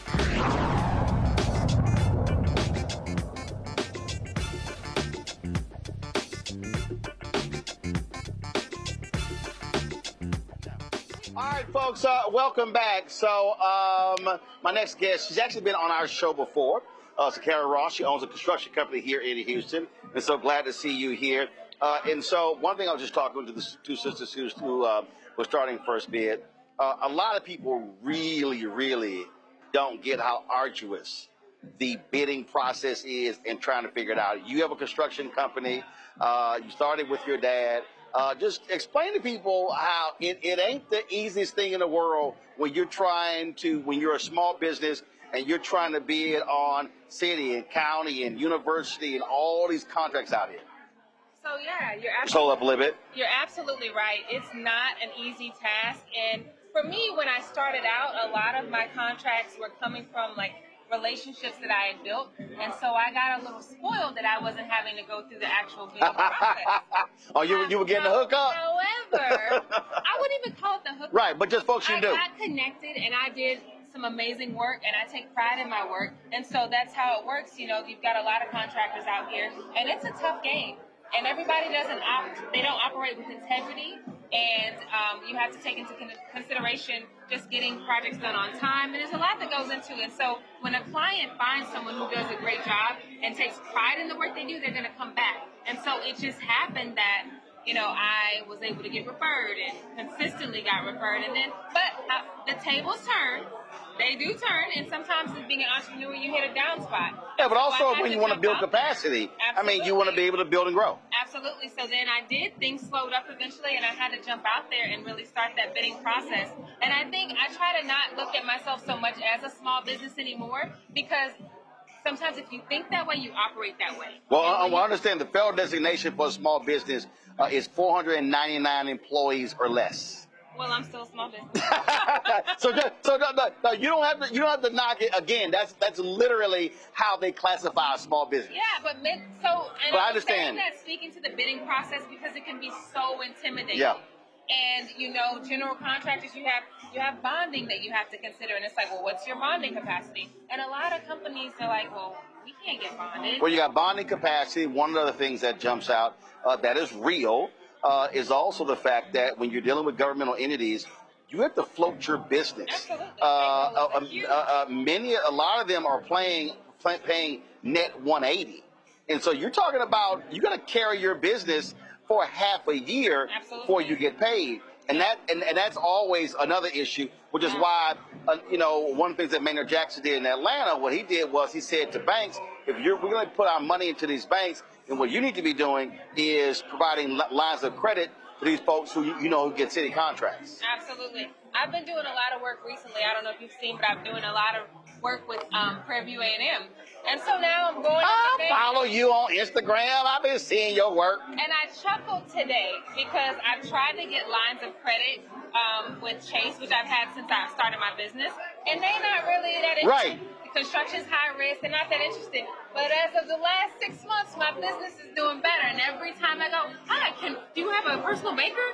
Every time I make a deposit, they're approaching me. And because I know it's still a process. Let's see, that reason. But it is funny because now I got their attention. And they're like, oh, okay, well, let's figure this thing out. Well, the reason I'm laughing, I remember when I wanted a business credit card through Chase, and had about $250,000 in the bank, and we got denied.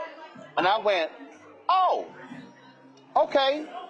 Took all my money, personal and business, moved it out of Chase, and I was like, that's how y'all want to roll, that's not a problem. Because my whole deal is, people have to understand, when you're in business, a banking relationship is critically important, and many black banks found it out during COVID. So what happened during COVID was they had personal accounts or business accounts, but they didn't have a banking relationship.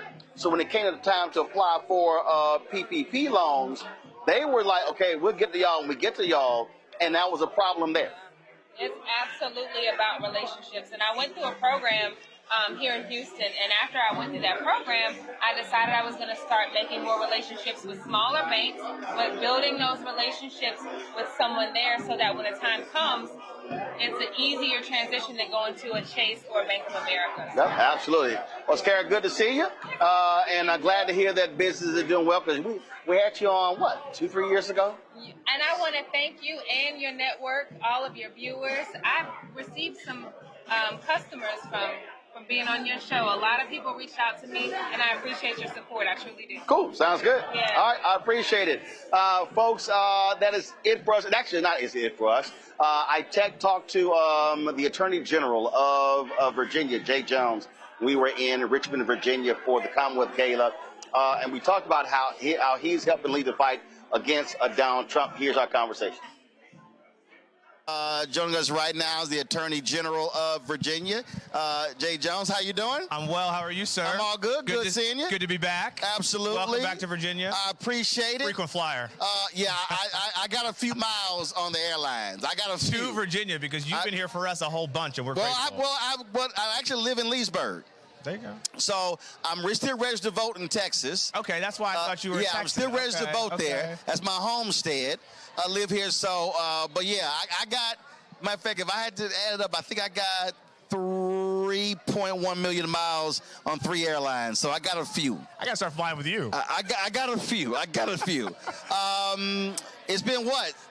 6 months since you've been AG? Just about. How's it gone so far? You know what? We hit the ground running. First black attorney general in the 407-year history of Virginia. And we've been delivering on the promises that we made to folks during the campaign last year. We've sued Donald Trump over 50 times to protect against federal overreach. We've kept our community safe. And we're attacking this cost crisis. People, myself included, are struggling because this administration refuses to do something to get it under control, and instead they're trying to levy tariffs that are illegal, that are driving costs up, and we're fighting back on that. And I think the people of Virginia are very pleased to have Democratic leadership at the top because we're delivering. We got a budget that's coming that's going to work for every single Virginian, and we're really, really proud of the work that we've done, and we got those folks out of office who were really just doing everything that Donald Trump was trying to tell them to do. No more. We respond to the people. And now you had a setback when it came to the redistricting election. What's the path forward? We're going to have a really successful year in 2026 in Virginia and across this country. We have talented candidates, and people are fed up. I get to move around this Commonwealth. It's one of the great, benefits of my job. And from corner to corner, it doesn't matter if it's, a blue part of the state or red part of the state. People want relief, they want help, and they want candidates who are going to speak to the challenges that they're facing. And right now, the Democrats are doing that.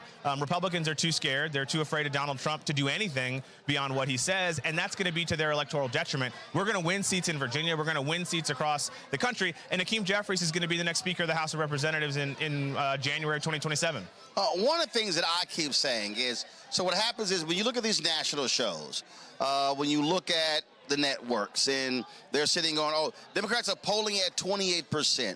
What I keep telling people is that's what people are saying in terms of their perception of Washington, D.C. Yet when then you go to various states, when you see wins in this state, when you see winning mayoral seats in Florida they had not had in 30, 40 years, winning special elections, I keep saying November is going to be about, but outside of the state races, it's not a presidential year. Congressional seats are local elections. State rep, state senate, local elections.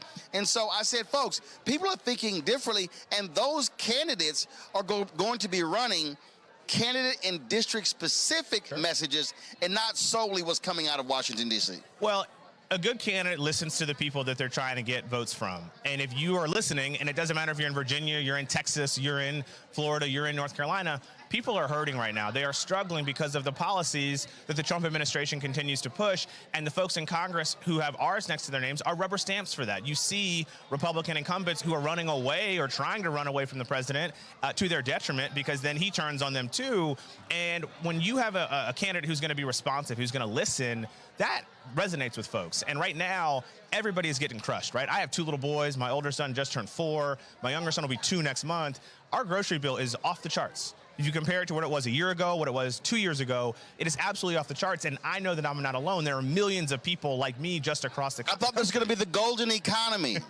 Hey, the proof is in the pudding. If you look at your bills, people have to make an awful choice between putting food on the table and paying rent, paying their light bill and paying their car insurance. That's not where we should be, but that's what the Trump economy has done. And in Virginia, we have been fighting against that. The electoral results will demonstrate that we've had some success there. And now once we're governing, we deliver because Democrats are the party of results. We're the party of solutions. And in Trump's economy, they don't have a solution except to go down with the ship. One of the things that I spoke earlier today to a group of pastors, and I said to them at a town hall, it was in Triangle, Virginia. That's where my in-laws live. Okay. It was at Mount Zion. Oh, yeah. And what I said to them is we need to understand that this administration in D.C. and on the state level, there's an absolute, in the state's Republican Party, an anti-black agenda. And there's no other place than what we're seeing in the area of civil rights and law. They want to destroy that civil rights infrastructure. And you've got an extreme court that's standing with them. And I really need, so as somebody who's the Attorney General, explain to people why this is so huge when they have this extreme court making these decisions that could very well lock these rulings in place for 30, 40, 50, 100 years? Well, you know, when I think about it, the work that we've done since January, we've sued the president a lot, but we've had victories. Myself and our Democratic coalition, we've beaten the president on several occasions, in particular when it comes to tariffs. And so I know that this is a moment when people feel dejected, they feel disheartened, they feel broken down. And I would just say, look, to the black community, right? Think about where we've come from. We had our ancestors brave the Middle Passage, slavery, Jim Crow, black code, segregation, and they never gave up. And they never lost sight of that ultimate goal, which was full equality and power. And we've gotten there. And it feels like you're rolling a rock up a hill and it falls back down on you. But where we are now is light years ahead of where we were, and it's on us right at this moment to step up and fight back. And that's why I think the courts are such a powerful mechanism to do that. We're going to have more black people elected to office at every level come November, which I think is powerful. You think about the Black Caucus here in Virginia in the legislature, 36 members, the first black attorney general, the leadership in the General Assembly are black people. Virginia sets the model for how things should be and where we can go.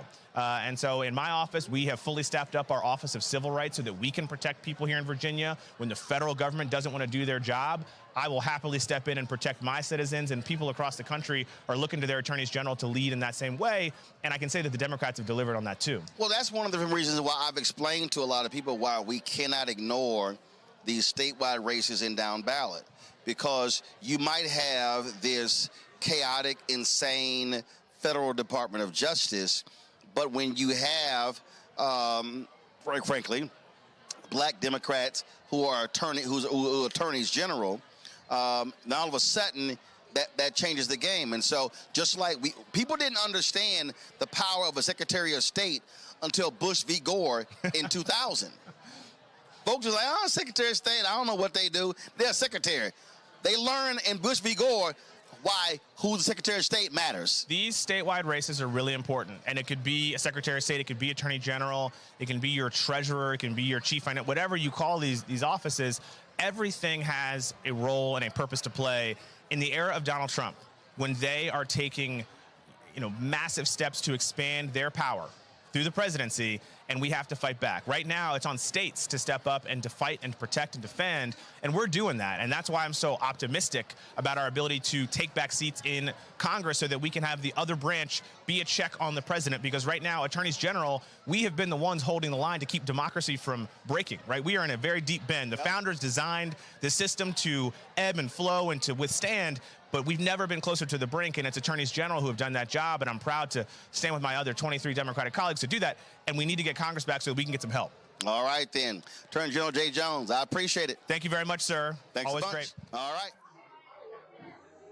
All right, folks, that is it for us. I got to step over and say a few words here at this event here. Y'all know we are huge supporters of black businesses, so anytime we can uplift black businesses, we will do so, which reminds me, please support the black businesses that we elevate on this show through our Shop Blackstar Network.com website. We have more than 50 businesses on our marketplace segment. So if you actually go to shopblackstarnetwork.com, you will see all those products. If you look in our studio, all of the products you see there are black-owned companies, amazing companies with great products. And you've got backpacks and crossword puzzles, and you've got candles, and you've got a car wash solution. I mean, you've got all types of products. And so we want you to support those companies by going to shopblackstarnetwork.com. Of course, when you support those black-owned businesses, you support this one. And speaking of that, our goal is to get 20,000 of our fans contributing on average $50 each a year. That's $4.19 a month, 13 cents a day. It goes to support all of the shows here, this show and the others here on the Black Star Network, allows for us to be able to travel and do things like this and cover the stores all across the country. And so if you want to contribute via Cash App, use the Stripe QR code. You see it right here on the screen. That's for credit cards as well. If you're listening, of course, go to blackstarnetwork.com for ways you can see on the site for ways to give. Checks and money order, make it payable to Roland Martin Unfiltered. P.O. Box 57196, Washington, D.C. 2003 7-0196. PayPal is R. Martin Unfiltered. Venmo RM Unfiltered. Zelle, Roland at RolandSMartin.com. Roland at RolandMartinUnfiltered.com. You can also, of course, download our Black Star Network app Apple phone, Android phone, Apple TV, Android TV, Roku, Amazon Fire TV, Xbox, Samsung Smart TV. We got Roku as well. And again, we talked about our donors. Y'all, we are almost at 50,000. We have had a total of 49,498 donors. And so we certainly want to hit that number. Don't forget, if you also want to get our Roland Martin Unfiltered swag, go to shopblackstarnetwork.com. Our hats and T-shirts and zip-ups, all that good stuff. Plus, we got our America 250 shirts there as well, our Juneteenth shirts. So please go to shopblackstarnetwork.com, shopblackstarnetwork.com to support that, and also all of our Black-owned products. Y'all, that is it for me. I'll be back in our studio on Monday. I was here in Houston this morning. We laid to rest my dad's brother, my Uncle Melvin, Melvin Leroy Martin, U.S. Army veteran. And so certainly that's why I'm here. Then, of course, for this event as well. And so spend some time with family. I hope y'all have a fabulous weekend. We'll see y'all on Monday right here, Roland Martin Unfiltered on the Black Star Network. Holla!